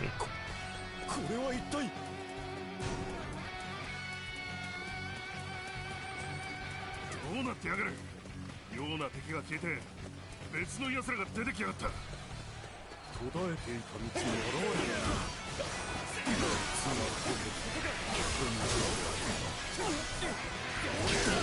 And that's a parry.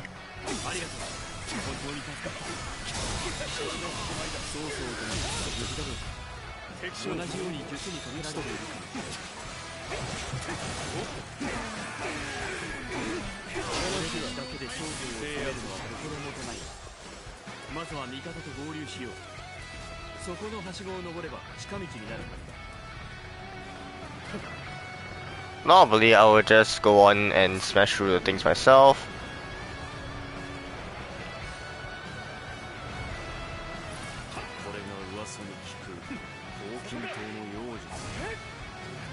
I think we have to walk around this place.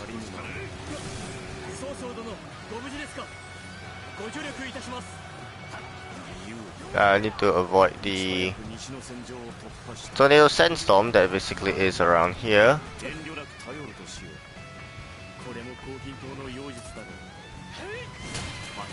And to be honest, because this is like my second time playing through these things, so I've already memorized most of these things.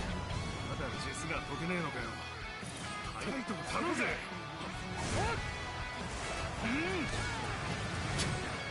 Oops.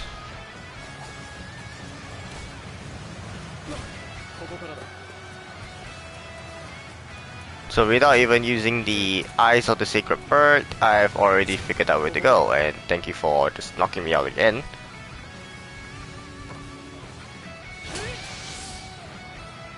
And now the smaller tornadoes will be eliminated. 術が解けちまったか。まあいい。このままぶっ潰してくれる。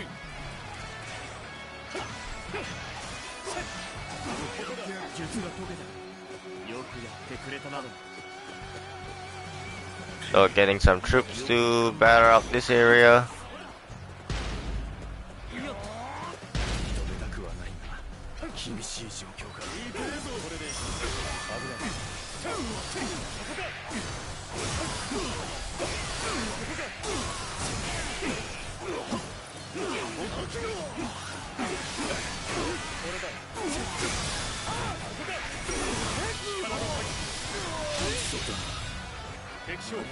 Alright.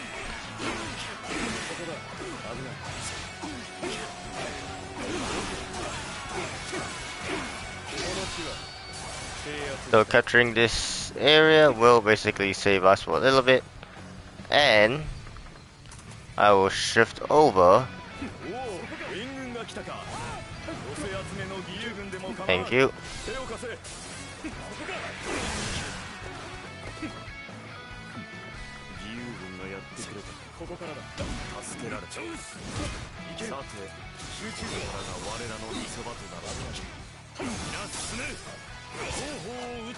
Honestly, archers are the most irritating lots in this entire game.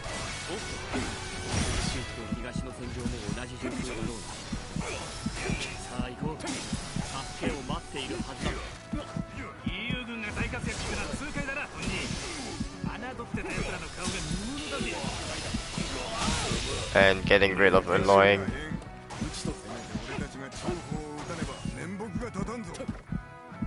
And my guy over there, we can safely climb this thing up now. Now, Sandstorm eliminated.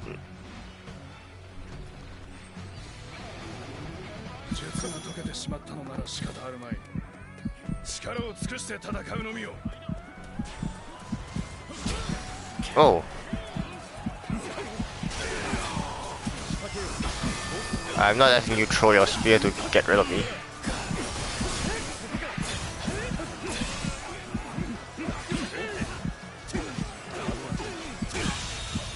One elimination.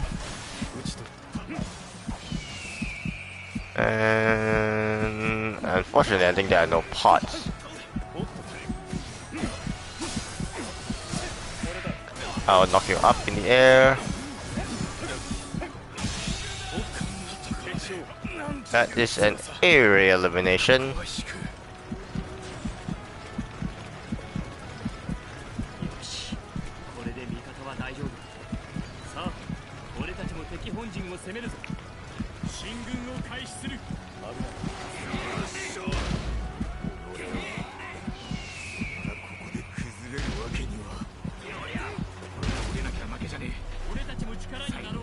And there are actually meat pots over here, so I'll quickly smash them over and save both Xiaohu people.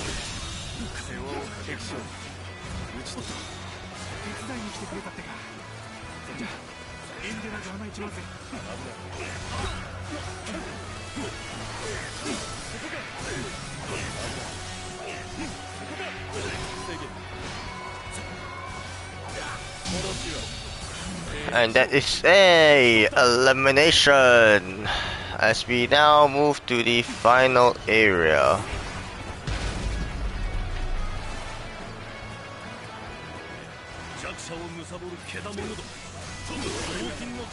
That's a pike, I think.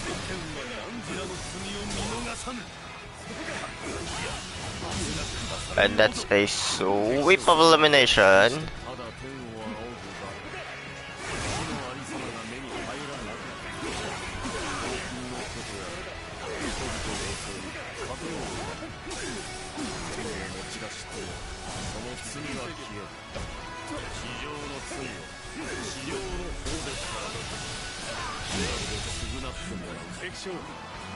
And we are just thinning down the herd.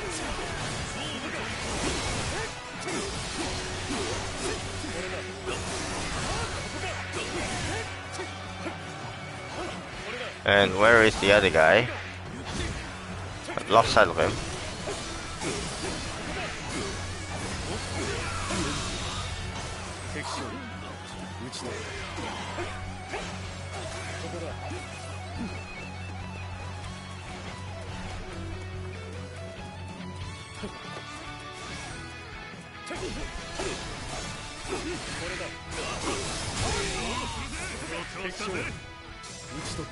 That's an area victory.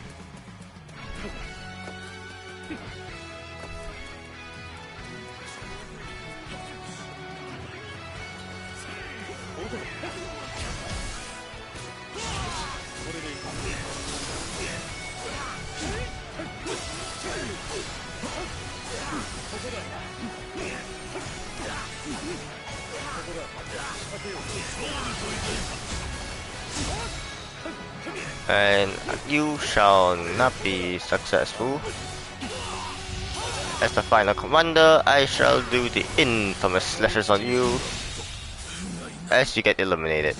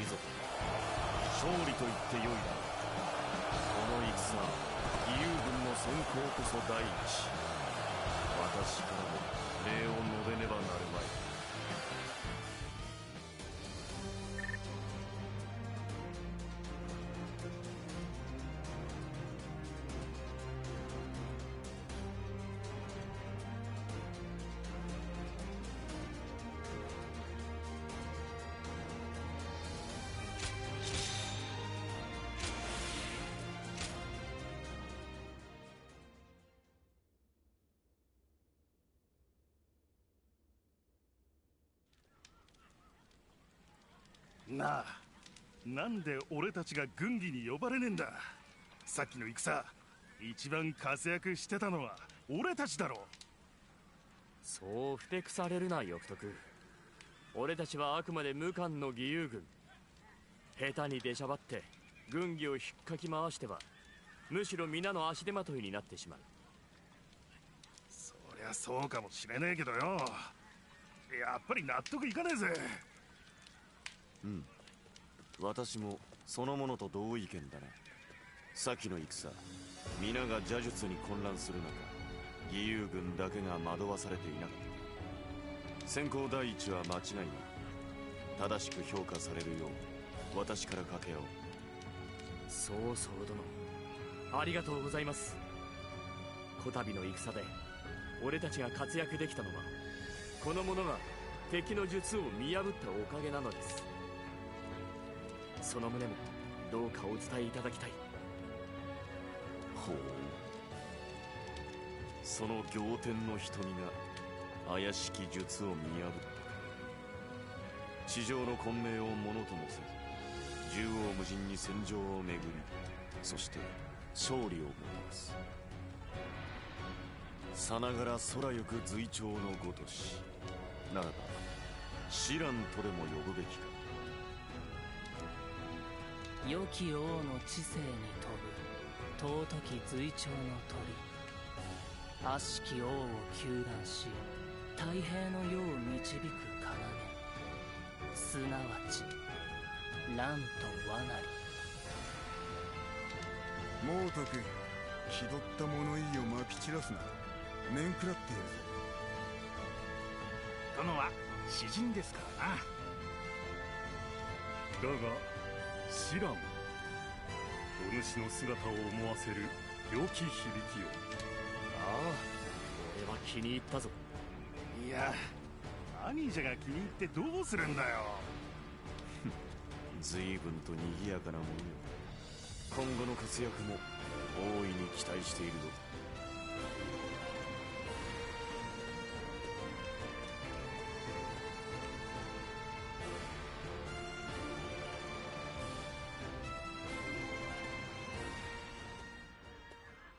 忘れていた力を思い出したの。その目があれば今まで見えなかったものが見える。黄金との戦いでもきっと役に立つ。私たちの本分は敵を倒すこと。戦場に身を置けばあなたの記憶は戻っていくかもしれない。黄金の棟梁、聴覚を止める。私たちの目的は同じはず。それにあなたは生きなければならない。死んでいった者たちのために。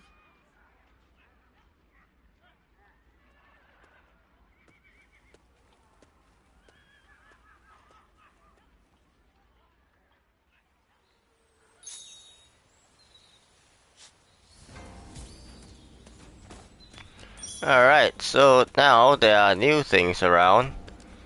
There are all these rare missions, and now I shall talk about them.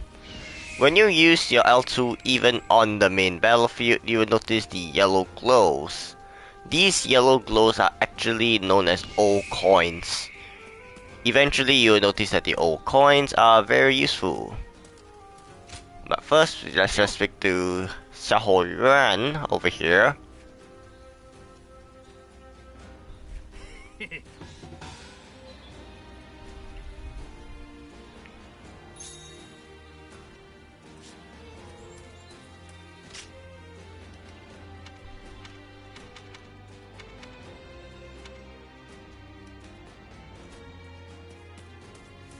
Now we'll go right to the next main mission.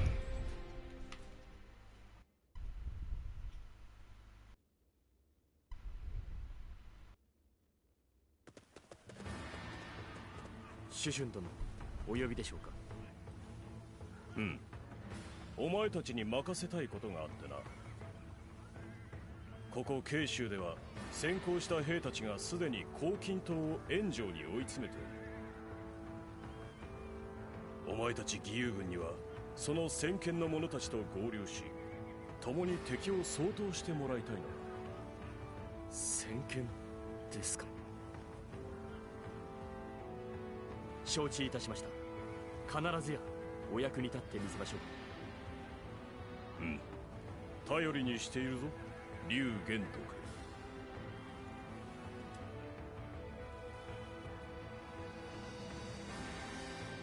失礼いたします。先刻孫権殿が到着されました。主君様にお目通りを願いたいと。おお、すぐに通せ。慶州での労をねぎらってやらねばならん。はっ。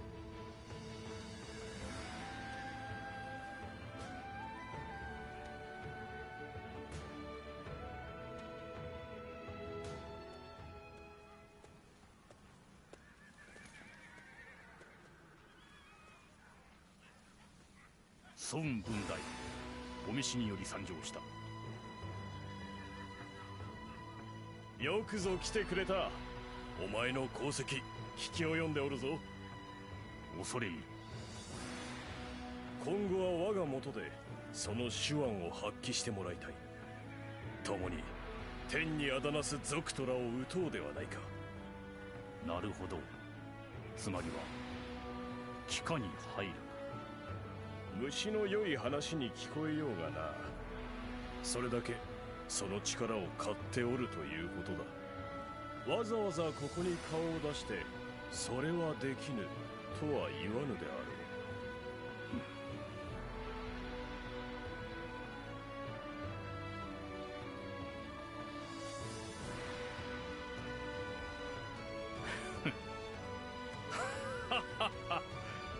なんとも遠慮深いお方だ。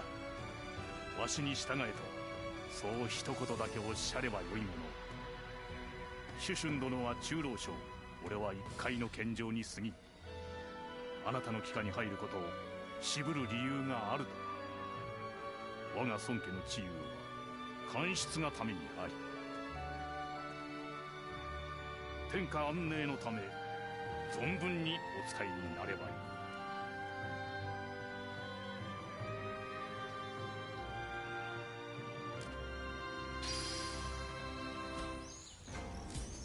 Alright, so this next mission, I can tell you, on surface it is simple, but once we get to the segments where we do up the Ultimate Warrior difficulty challenges, this is one of the most nightmarish one to work with.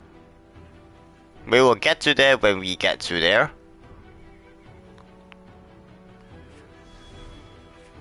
And I'm gonna skip past the War Council because War Councils are just basic information that you can just really skewer through with different things all along.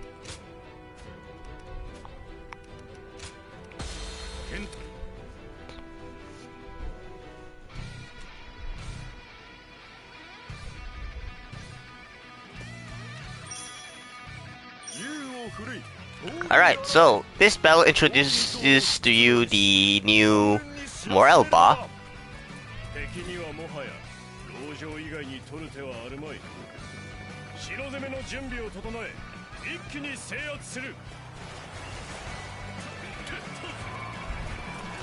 And I can assure you that there are some things they can easily skip.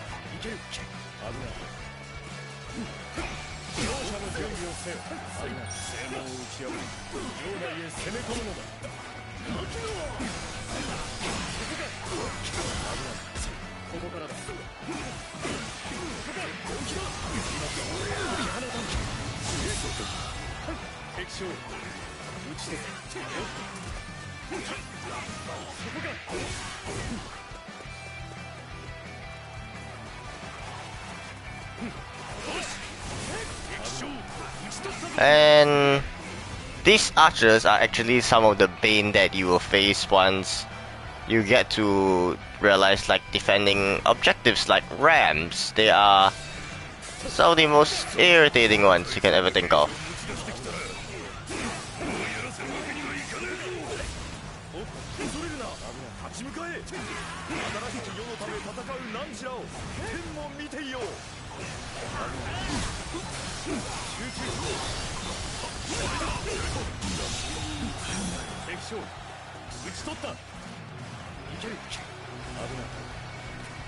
Now, there is technically actually another way to do this stage, which is to advance from the west.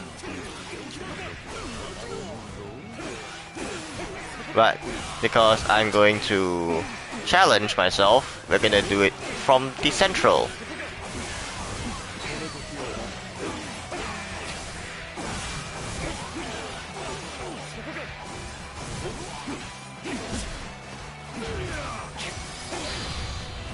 And this hammer is annoying me, so let's shred him down very quickly.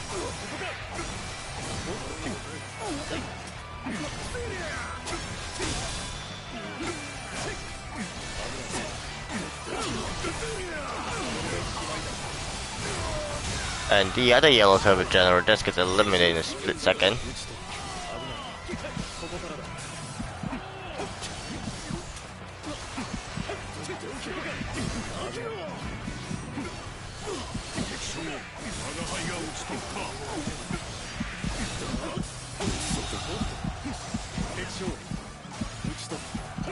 So essentially this center area is plagued with enemies.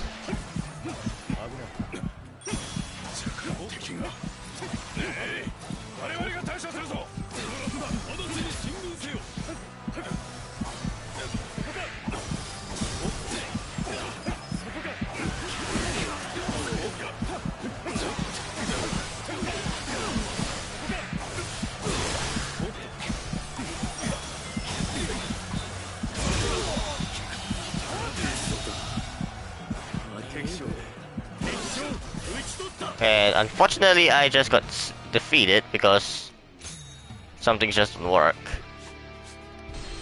like the normal way. So let's restart this.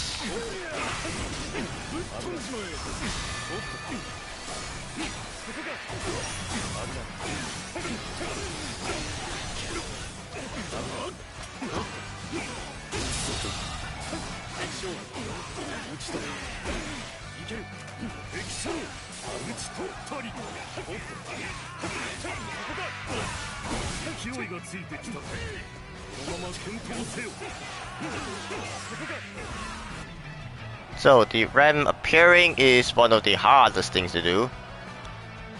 Now obviously because I don't have a horse yet,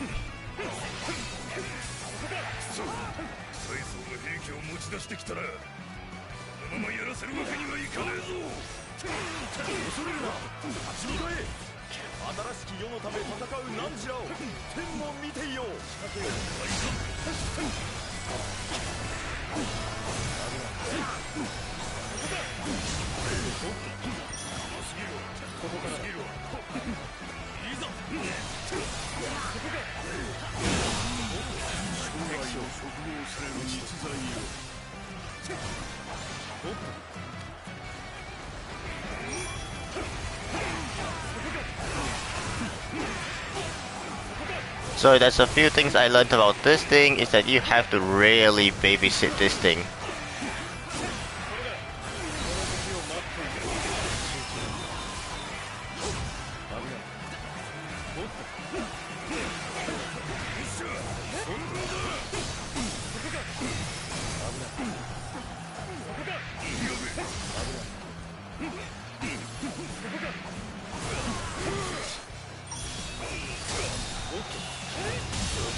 I know that's some invulnerability.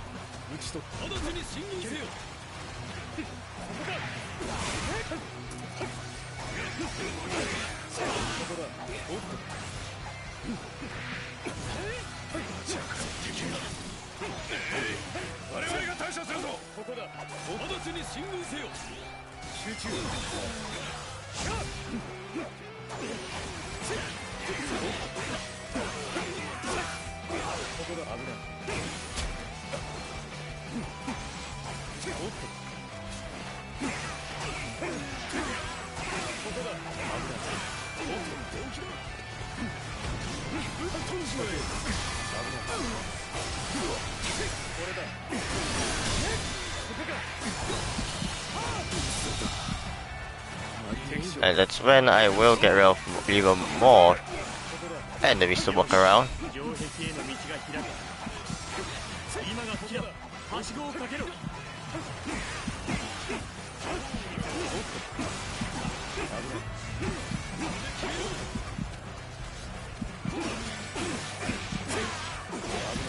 A lot of troops in one area is terribly annoying.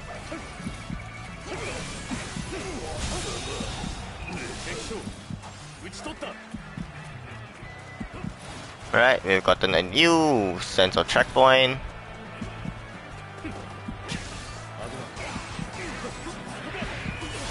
And unfortunately I am actually messing that up.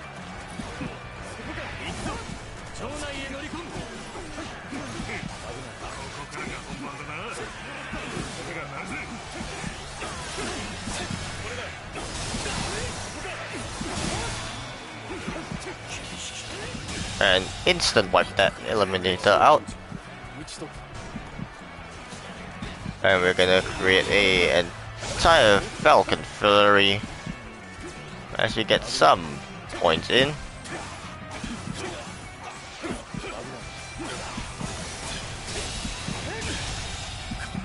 Wipe them all out. Now, there are still a couple more enemies I had to defeat.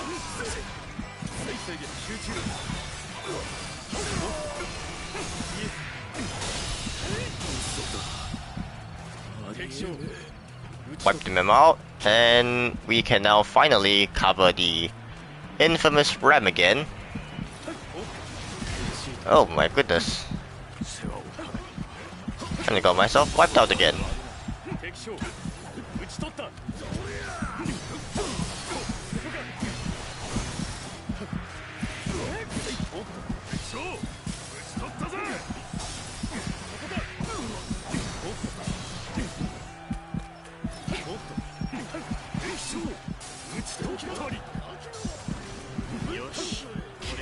Oh my... I don't like that move at all. As I just get wiped out again. Let's reset for like the I don't know how many time.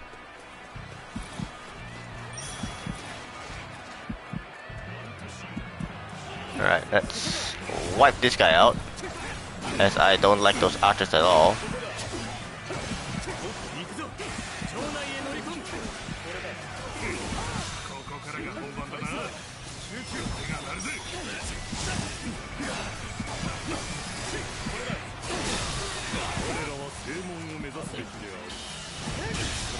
Gonna crush 2 enemies in one. Parry.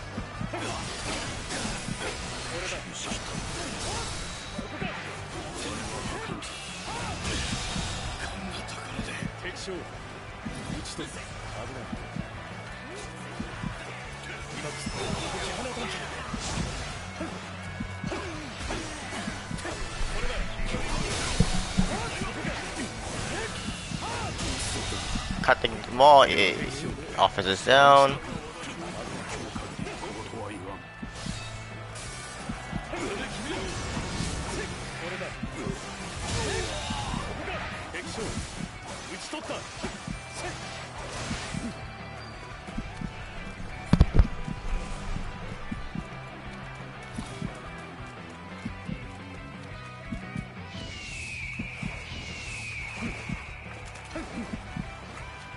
Right, all the troops are over here, but I can't really get anyone to destroy this for me.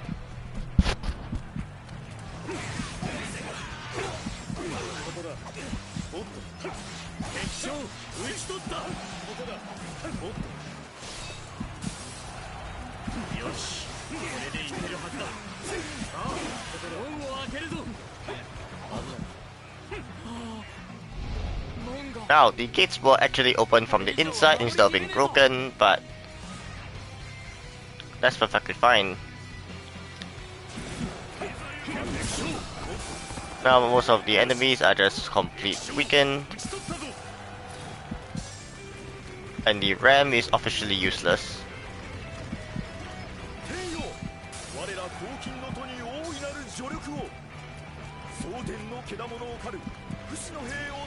I accidentally used a beat button there, but whoops. Now, phantom soldiers have started to appear again. There are actually 2 potions from what I do remember. And one is directly over here. I'm just gonna smash through these things and head over to the first one.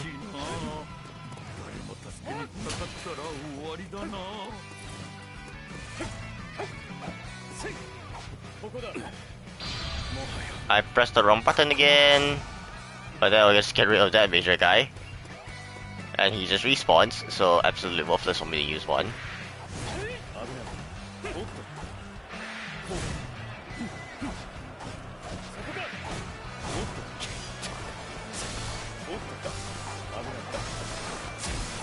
Ah.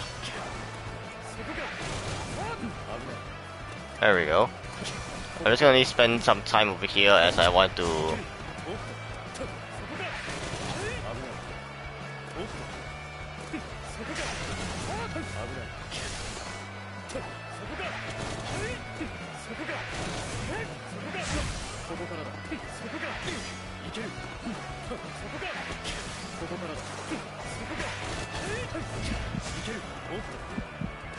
regain my meter that I accidentally used.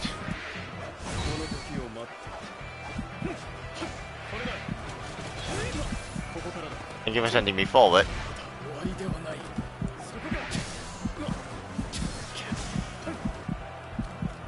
The officers are actually got a lot more irritating.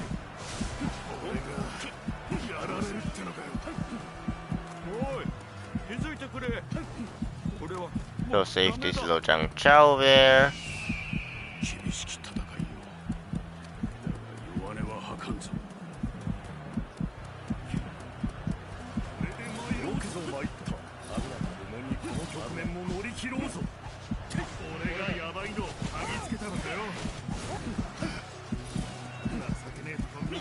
cut through these guys.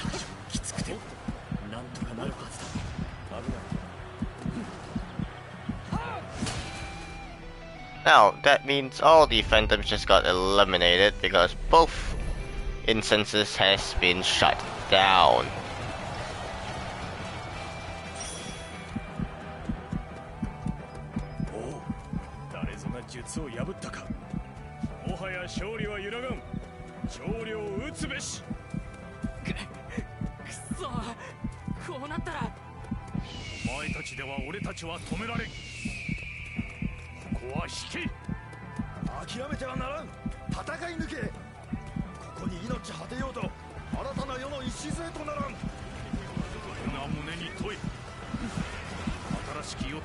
Now, I'm pretty sure I think there are health potions over here. Are they not? Alright. If not, we'll just have to cut through everyone first.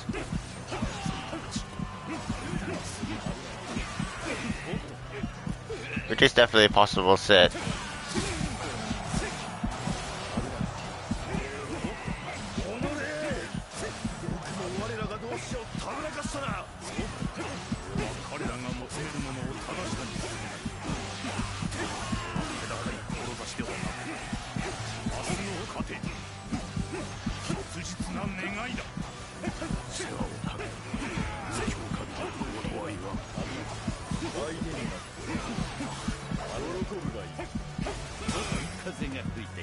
Well, you will not be the one to bring me down, unless you land a cheap shot on me.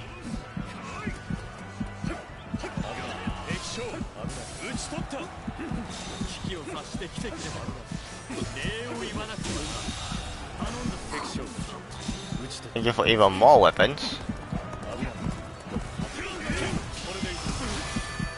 That will be an interrupt. I'll knock you up there.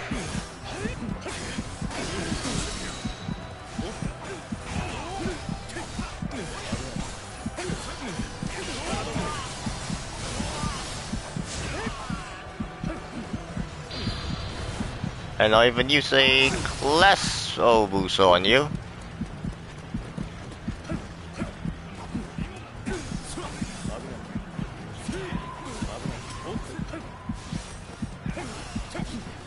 One, two, three, and that is a elimination.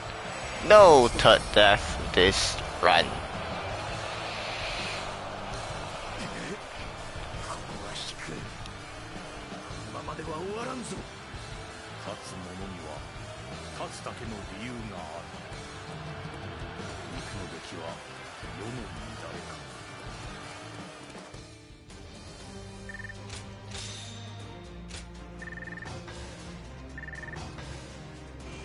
So as you notice, the missions that you clear, the training missions and whatever else, they give you lots and lots of skill points. And am I able to? No.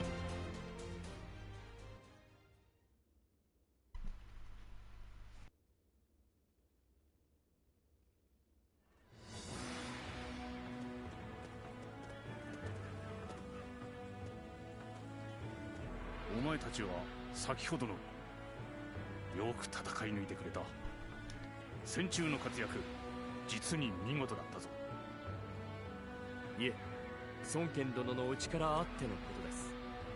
武ではなく、弁舌でもって黄金の者たちの戦意をくじいてみせると。ただ彼らをいたずらに死なせたくなかっただけだ。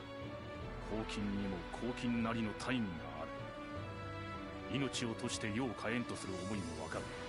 だがあの場で俺に切られては何も残らん。屍には家族の腹を満たしてやることさえできる。俺が管理という立場にある以上、実に傲慢な物言いだとは承知しているが、黄金は生きるために立ち上がった者たちを甘い理想で先導し、死に導いているようなものだ。貴殿のおっしゃる通りかもしれぬが、彼らとて命を捨てるために黄金に身を投じたわけではあるまい。紀州でお主と出会った時は黄金にかようないびつさは感じなかったのだが、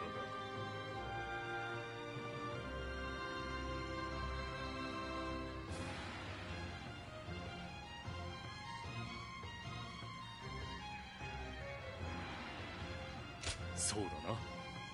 あの時のお主の疑心、実に見事であった。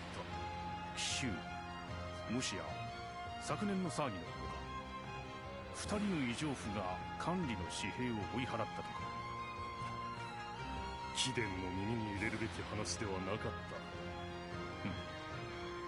では聞かなかったことにしておこう。義教の徒を捉えるのはこれも本意ではない。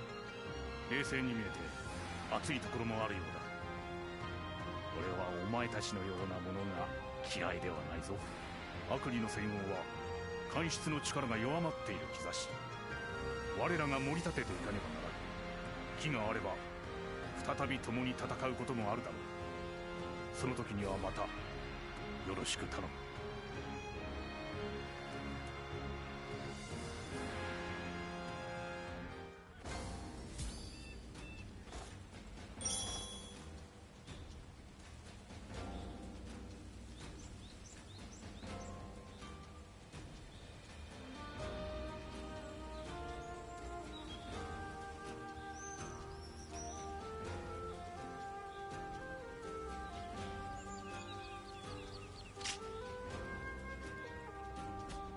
Alright. Now, you do actually have lots of new things that can be done here, so I'll speak over to Xiaowen over here. This would lead us to a bond event. よ、元気か。この辺を歩いてりゃ会えるかと思ったんだがよ、狙い通りだ。あ、誰だかわかるか。なら嬉しいぜ。この加藤明斎様が直々に会いに来たのはなぜか。そこを話しておかないとな。実はな、お前に光るもを感じたんだな、これが。で、もう一回顔を合わせたくなったわけよ。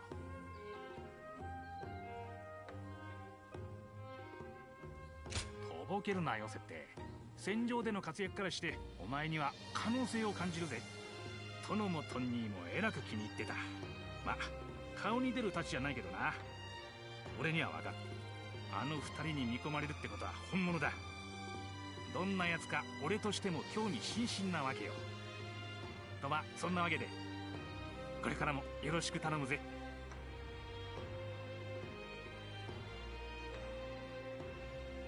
おいよ、期待してるからな。この先また顔を合わせることもあるだろう。その時を楽しみにしてるぜ。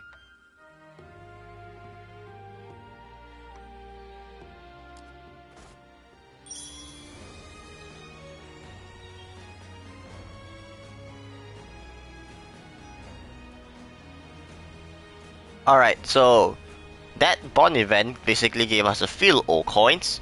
I won't be collecting any of these old coins scattered on the map. You'll actually see quite a lot of them. And even if, let's say, an angle that you won't actually see it, for example over here, notice there's some yellow coins down there. I won't go and take those just yet.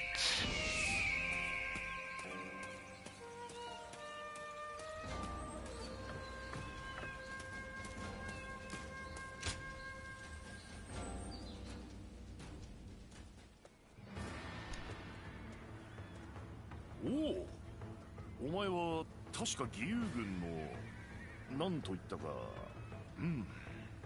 名乗り合ってはいなかったな。俺は高校服、お前は何という？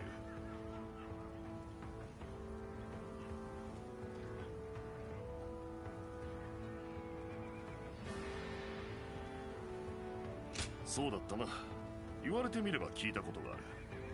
義勇軍といえば二人の異常婦が目を引いていたが、俺はお前に注目していた。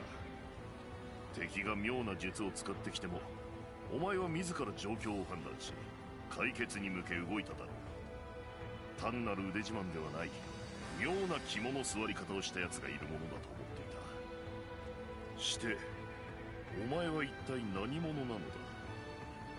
義勇軍が解散したところで故郷に戻って畑を耕すようには見えんが。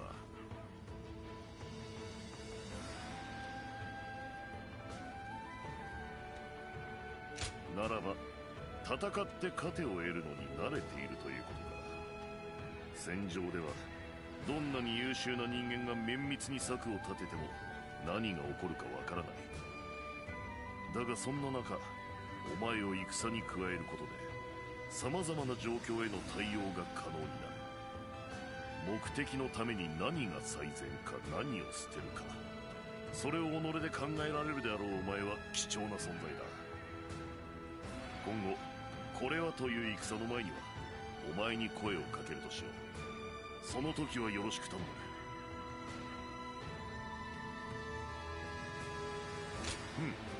さて、そろそろ俺たちは出立だ。その前にお前と縁を結べてよかった。次に会う時まで息災でな。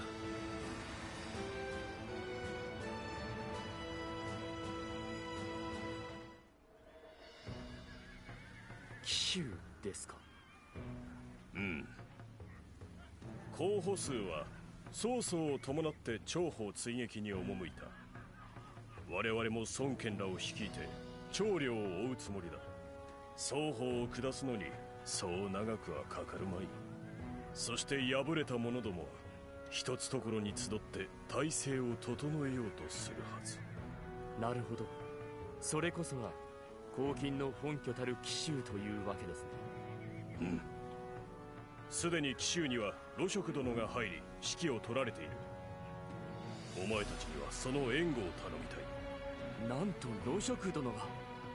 かのお方は俺の師。ご配慮に感謝します。そういえばそのようなことを言っておったな。露食殿もお前が行けば心強く思うだ。はっ。学問に不真面目。今すぐに参りましょう。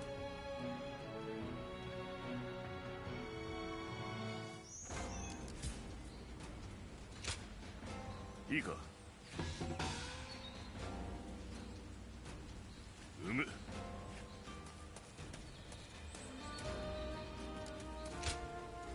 あんたおかげで略奪され、これから一日に千里を走る名馬、うまいこと乗りこ。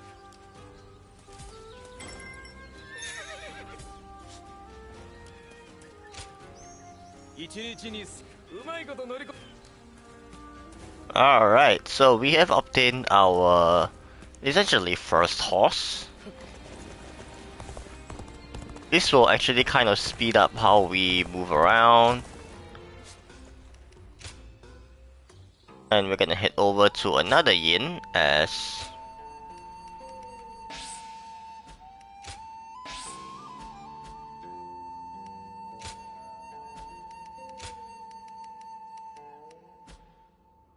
we obtain new things, but for now, because we do not have the slot to do a second equipment,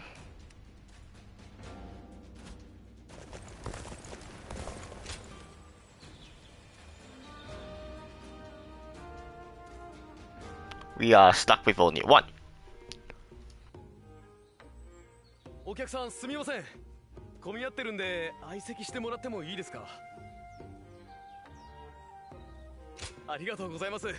後で無料でもう一品出しますんで。お客様こちらにどうぞ。すまないな。邪魔にならないようにしてるからな。気にしないでいてくれ。じゃあこの人と同じものを頼む。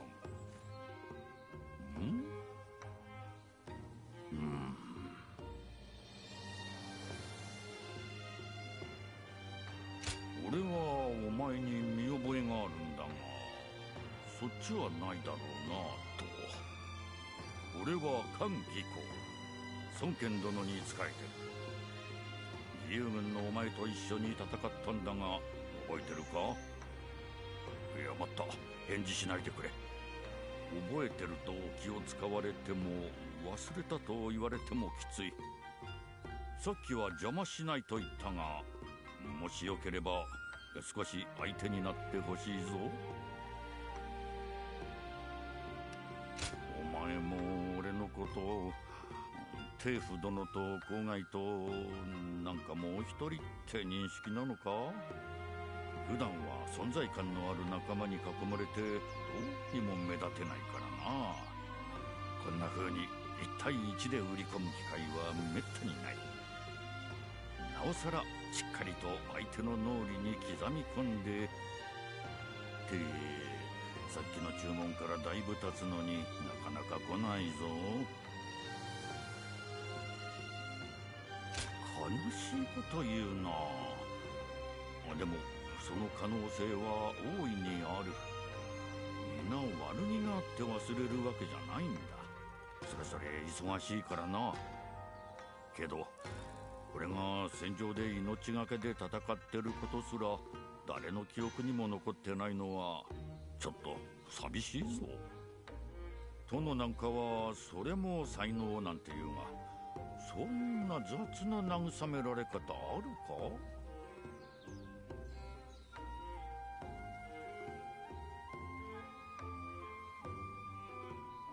そりゃあやらかすような目立つ真似は本当に褒められてたのか？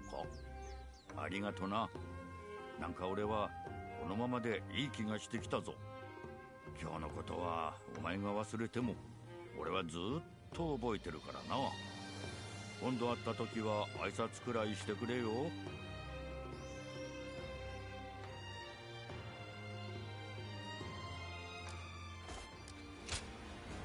おい。Alright, so essentially we have more training missions. These are very much more effective. We'll head back to the port and we're gonna go to the camp next.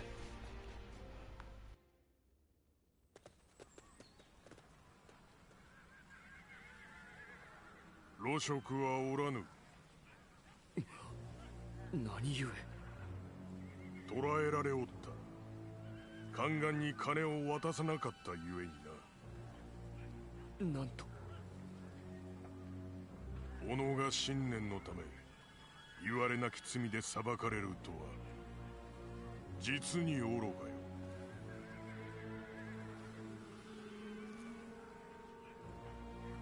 責められるべきは悪意です。我が死がそしりを受ける理由はございません。力ある者は生き、力なき者は死する。その道理さえわきまえぬ者を愚者と呼ばずに何と呼ぶ。コーチもまた力の一つ。それを侮ったからこそ露食は領袖となった。さて、貴様は力ある者か否か、わしは官位で計りはせぬ。この戦で力を示せ。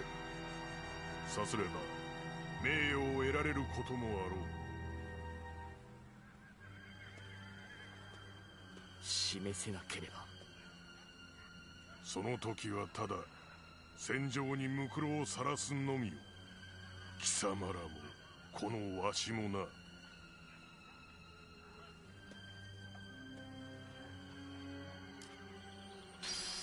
Okay, so we have gotten to the next battle. We are left with about the final half an hour left of the stream itself. We'll quickly head over right into the mission. 始めようか。 And once again, I might as well just skip past the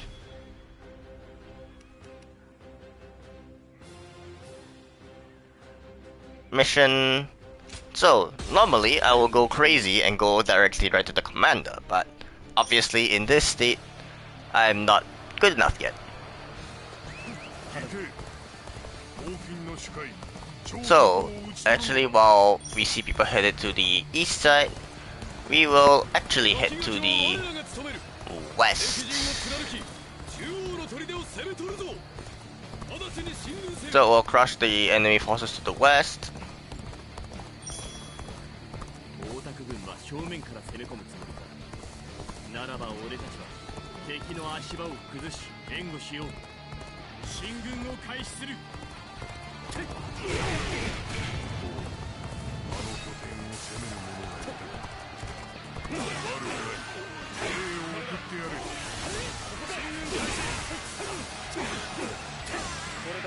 Now all I'm essentially doing is just cutting through the west. and going right for the commander.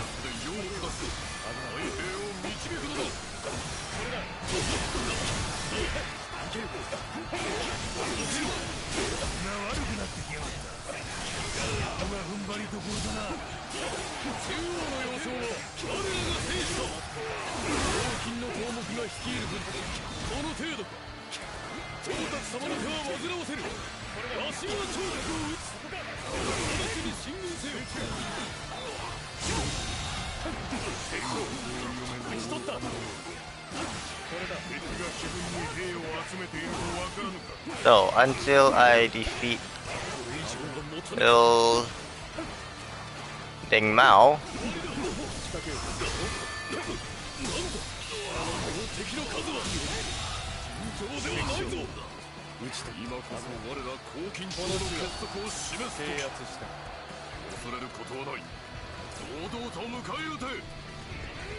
so this is the only area that I can really say I'll be allowed to use meat buns, as we are dealing with a large force here.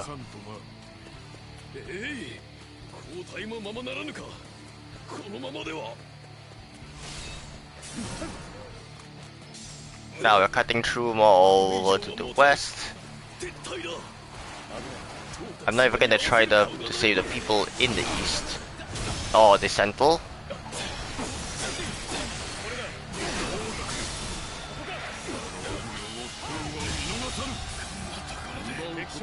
I'm not sure if we can actually open this. No, we cannot. So we're gonna cut through the center right into the main base instead.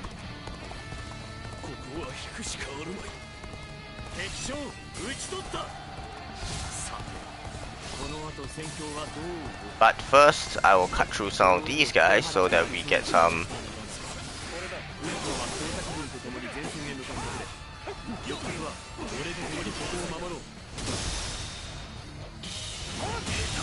missions to be cleared. I'm gonna ignore this mighty general over here.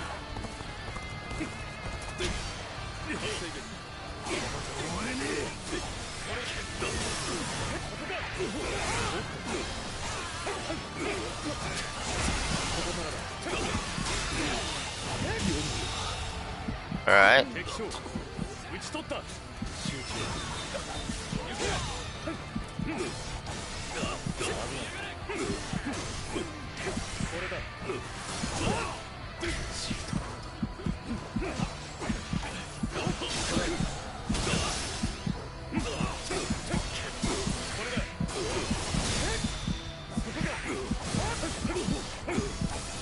Okay.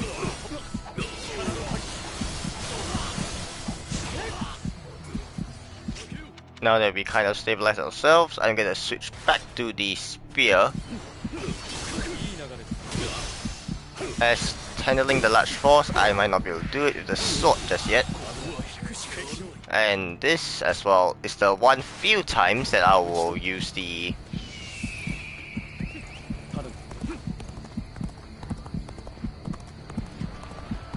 Wellspring Gem.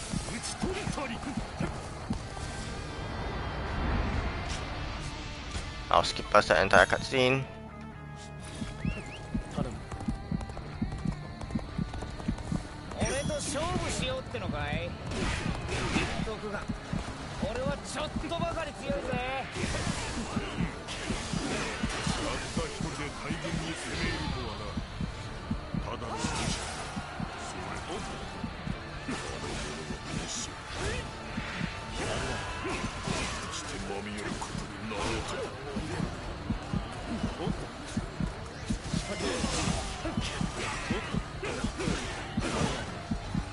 So, the understanding of knowing when to evade attacks is very important here. I have to cut them down one by one, as I won't be able to handle everyone at one shot. Actually, I might swap back to the sword here, as I think that will be a little bit easier.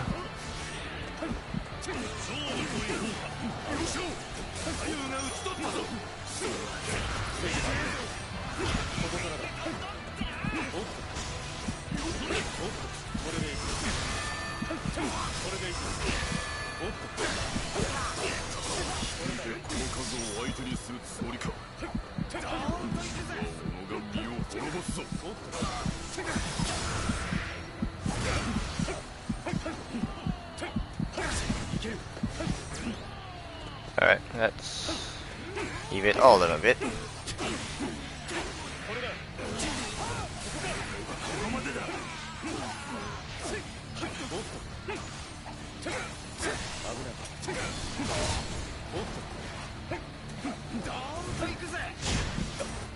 Oh jeez. Alright, there we go.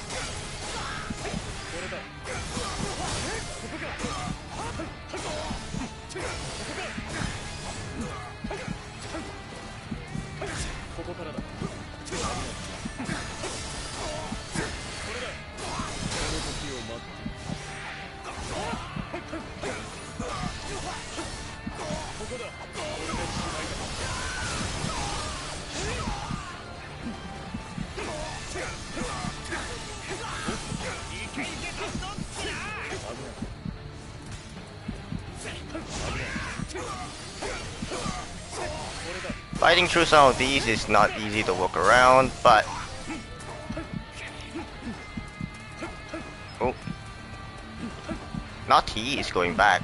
He's gonna drag everyone else with him. Oh! Ah, man, come on, guy. That's not fun.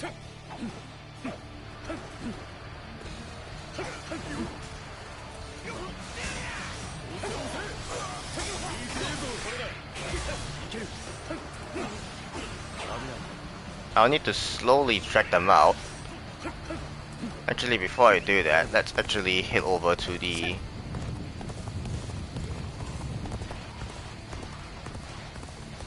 enemy base over here.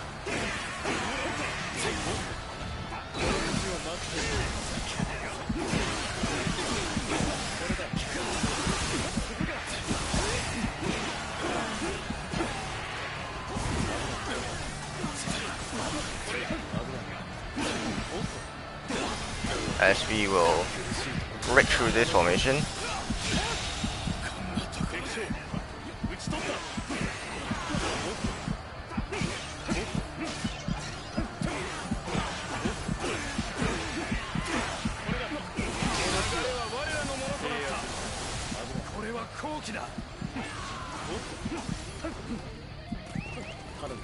Alright, now that we kind of gotten a little bit more momentum,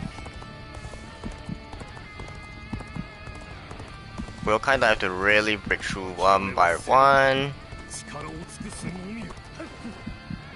Let's see if we can like slowly just drag one guy over.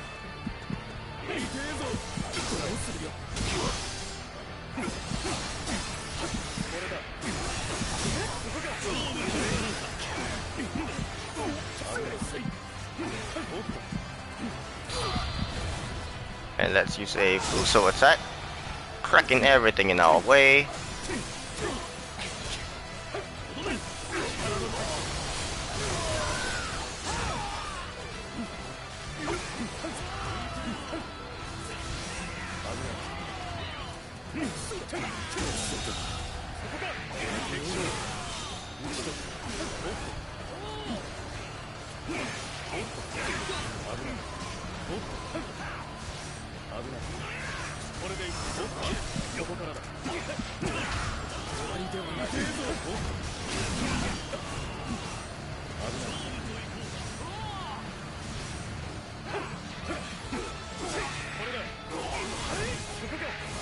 Alright, we'll drain some troops again.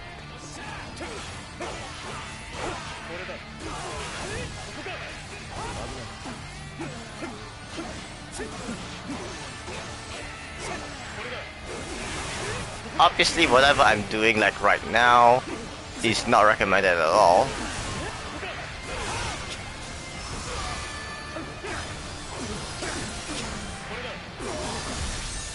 And that is Army of One achievement for defeating 1,000 enemies in a single mission.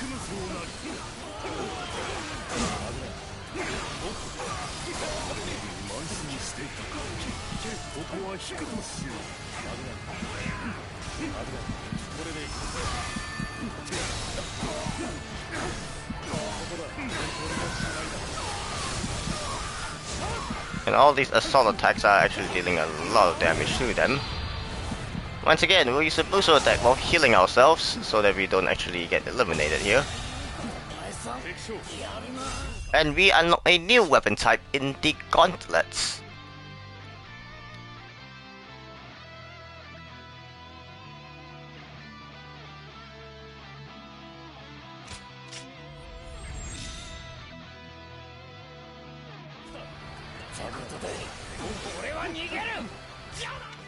Alright. We have unlocked the Iron Fists EX, which is directly the level 2 of the gauntlets.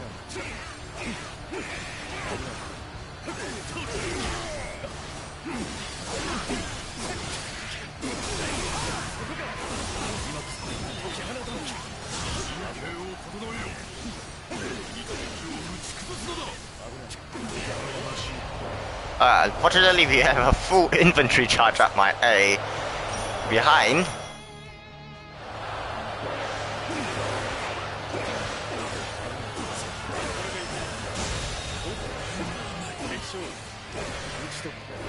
This is where we kind of really have to speed things up. And let's clear some of these guys. We get a lot more.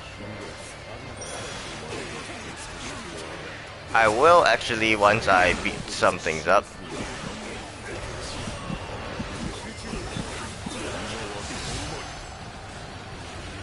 Now they are consequently. Oh my god, the final guy. Unfortunately, just got defeated, so I have to restart again.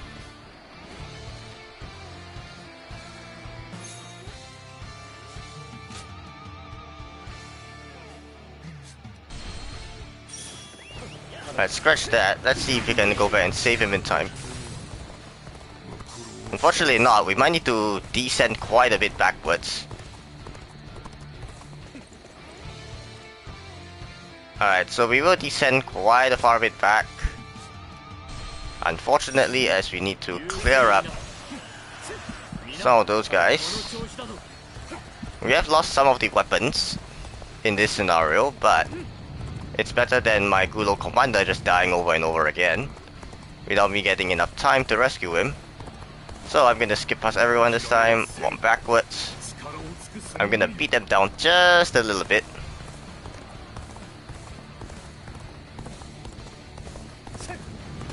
Because all of the others are kind of weak.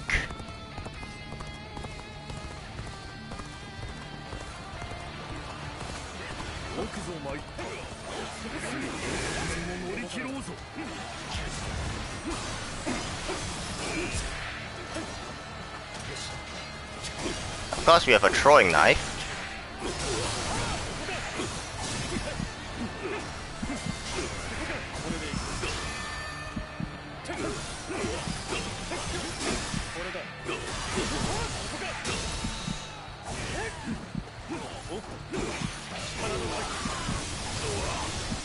I'll just quickly get rid of you because you are just too annoying.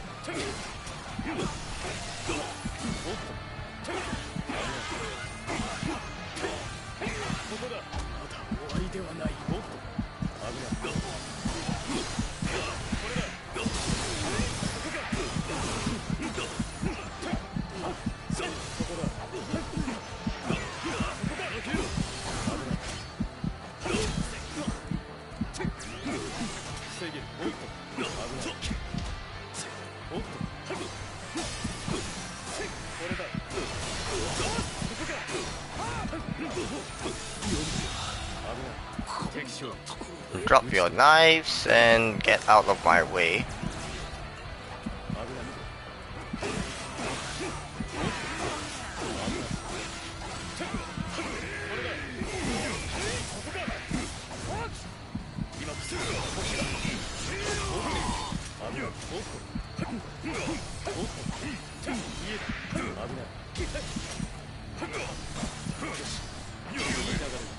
Parry.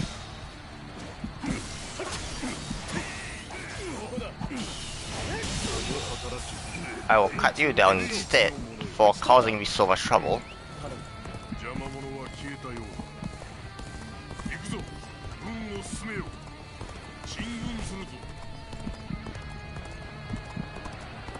はだかる者は全て踏み潰せ。力で圧倒せよ。よくも俺たちの里を略奪者董卓許すまじ。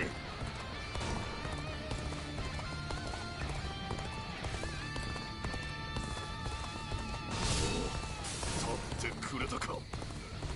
そうだ、これこそが。 Alright, so fortunately new troops just came in from behind.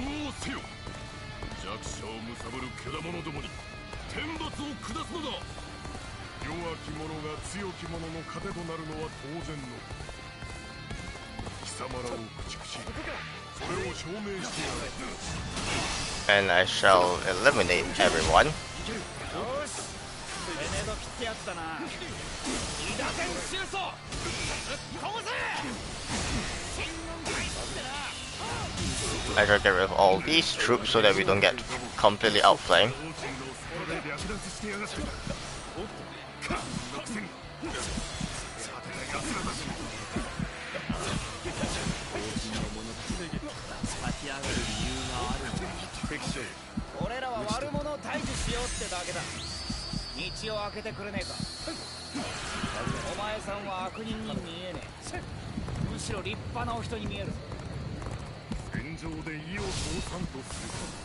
And bases are falling, but I will not worry them about them too much.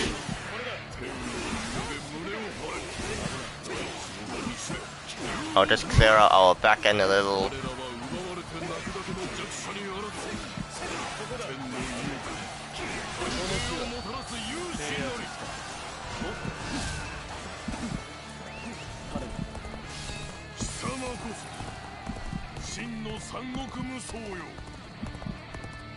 And I'll continue to clear up the back end a little before we try and defeat some of those guys again.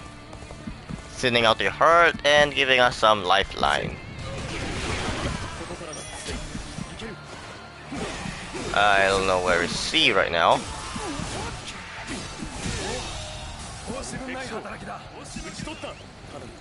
That is this area dealt with.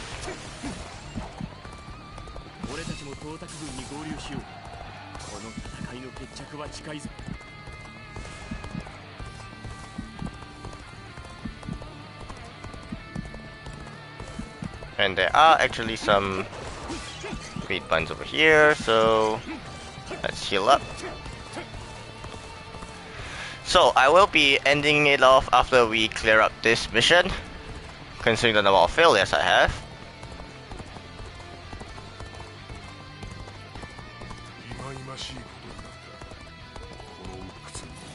And this worthless commander is struggling again, as usual.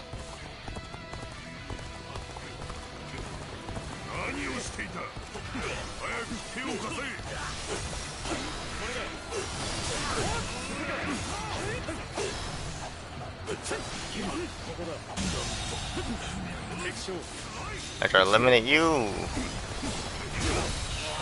and get rid of you as well.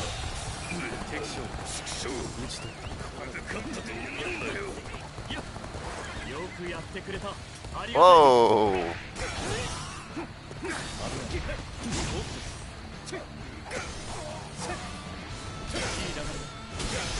Unfortunately, you are not going to start up the mechanism of defeating me.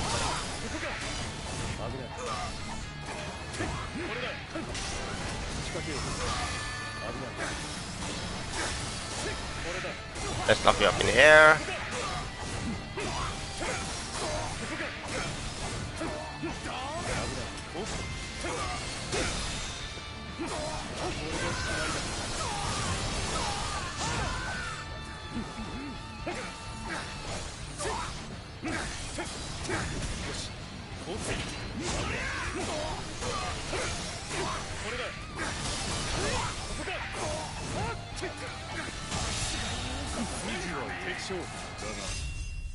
Right, getting the gauntlets again.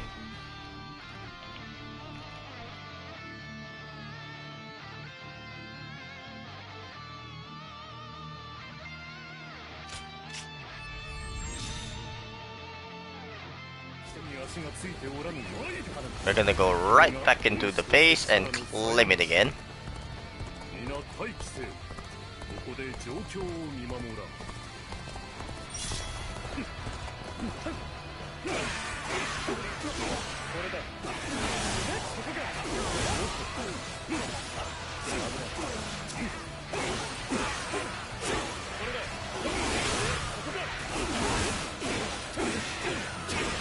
So when an allied officer is ready to charge, they'll just wait for like a bit before they end up charging on their own. Now I will just switch straight into the gauntlets.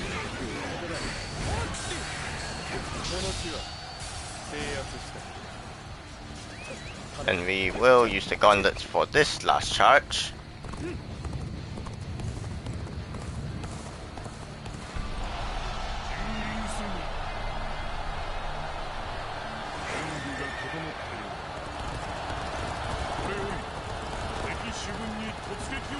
Now, let us defeat this final opponent. Once and for all, clearing this today.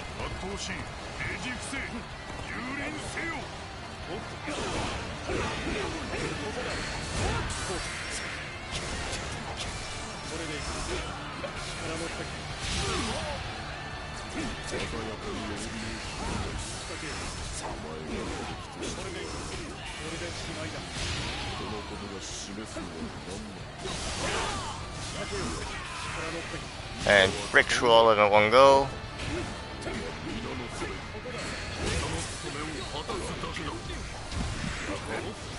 Honestly, the gauntlets are horrible for this task, so let me switch back to the sword and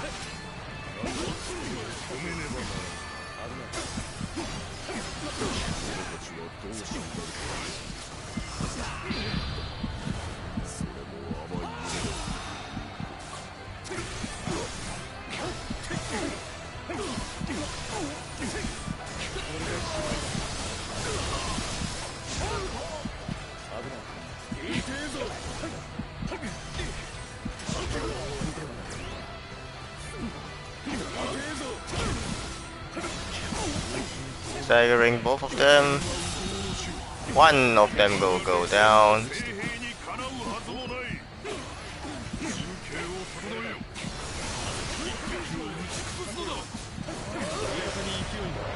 The full infantry charge comes back again.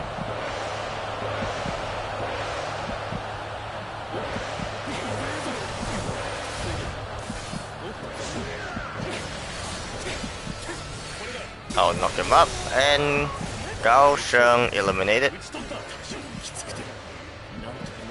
Now, let us actually try and rescue Liu Bei.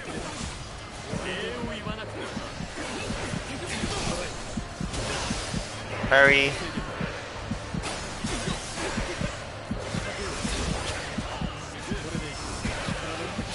Let's sweep all of them at one go.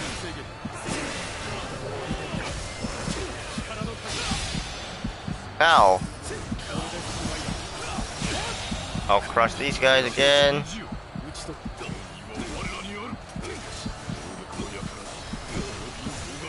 I just realized my health, to be honest. Sweeping it up.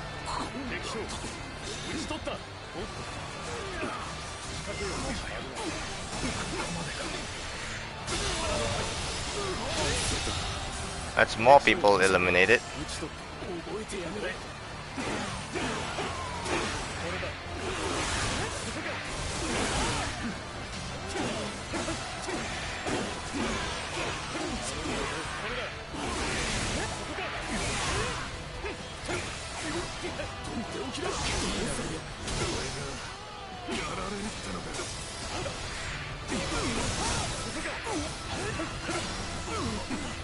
Now the large force is about to collapse.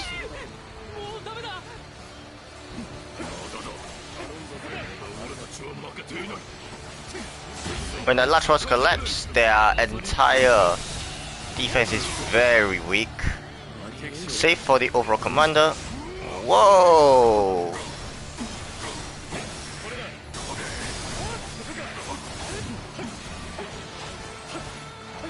Oh, wait a minute. Where is Zhang Fei for me to save him?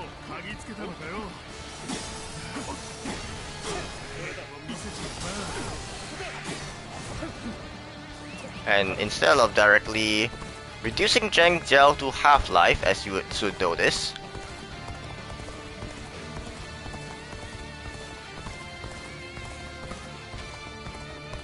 let me go over and clear up this base.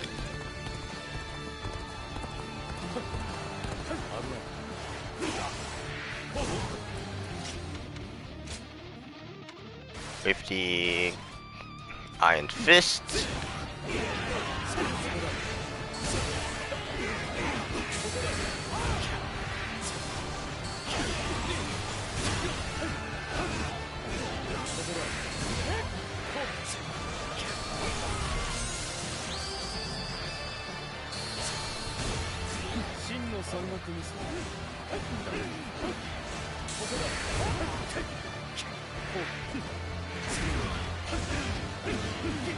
And this will be a crushing blow.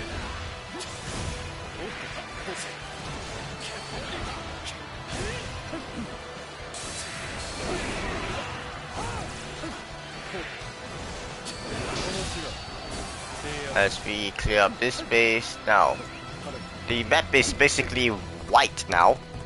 It's still red.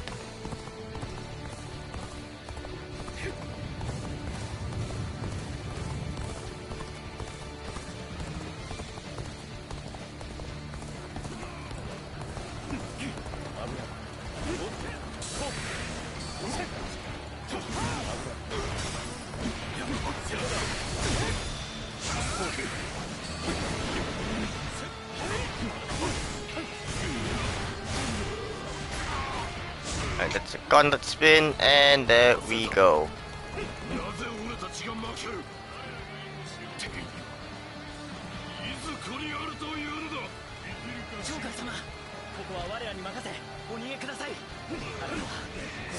死んではなりません。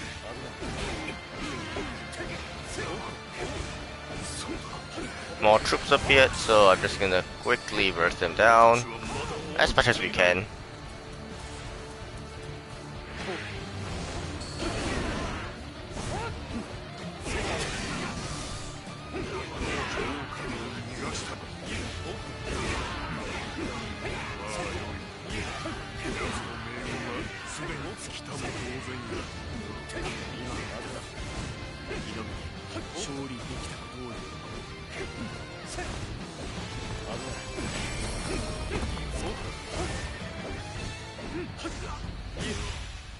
As we punch off some troops into the distance.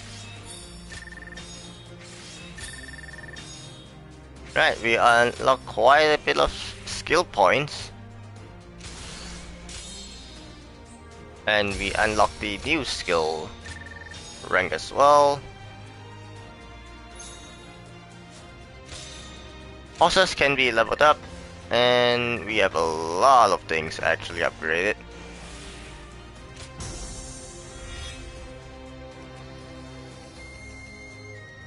So I would want to get perfect evade. Is something that I do know how to do very much perfectly.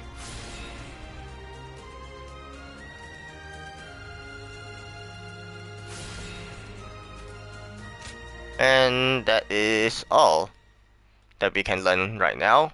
Perfect evade is something it's very strong, especially that could have saved me in that battle quite a lot. 貴様らも生き残る程度には力を示したようだな。はっ。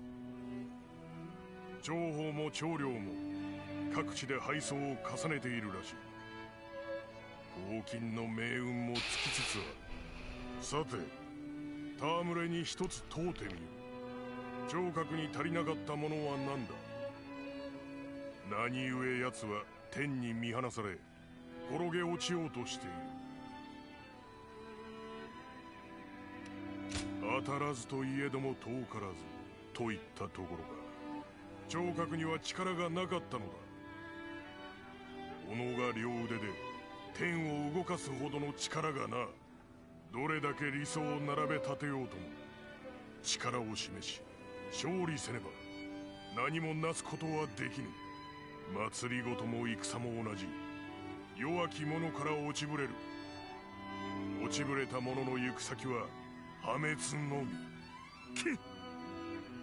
暴論よ。なれば示す力なき者には破滅しかないと。それが世の断りというものだ。断りですか。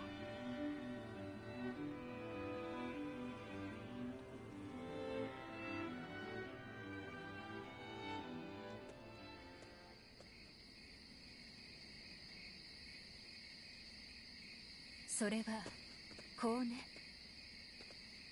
黄金が幻覚を見せるために使っていた。でもこのように連絡に用いられることもある。さあ幸をたどってみて。その先にあなたを待つ人がいるから、この幸を使える者は限られている。それだけは覚えておいて。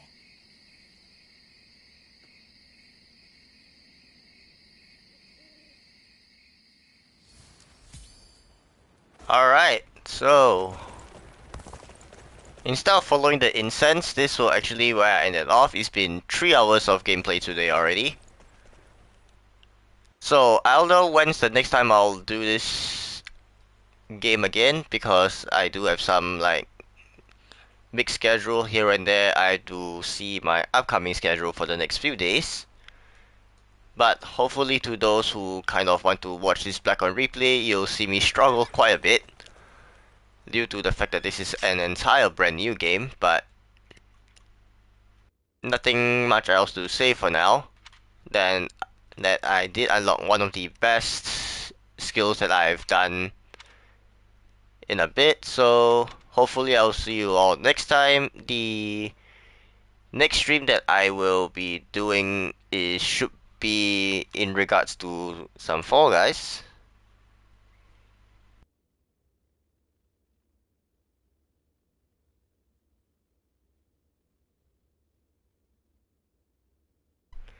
So, catch you all in another one.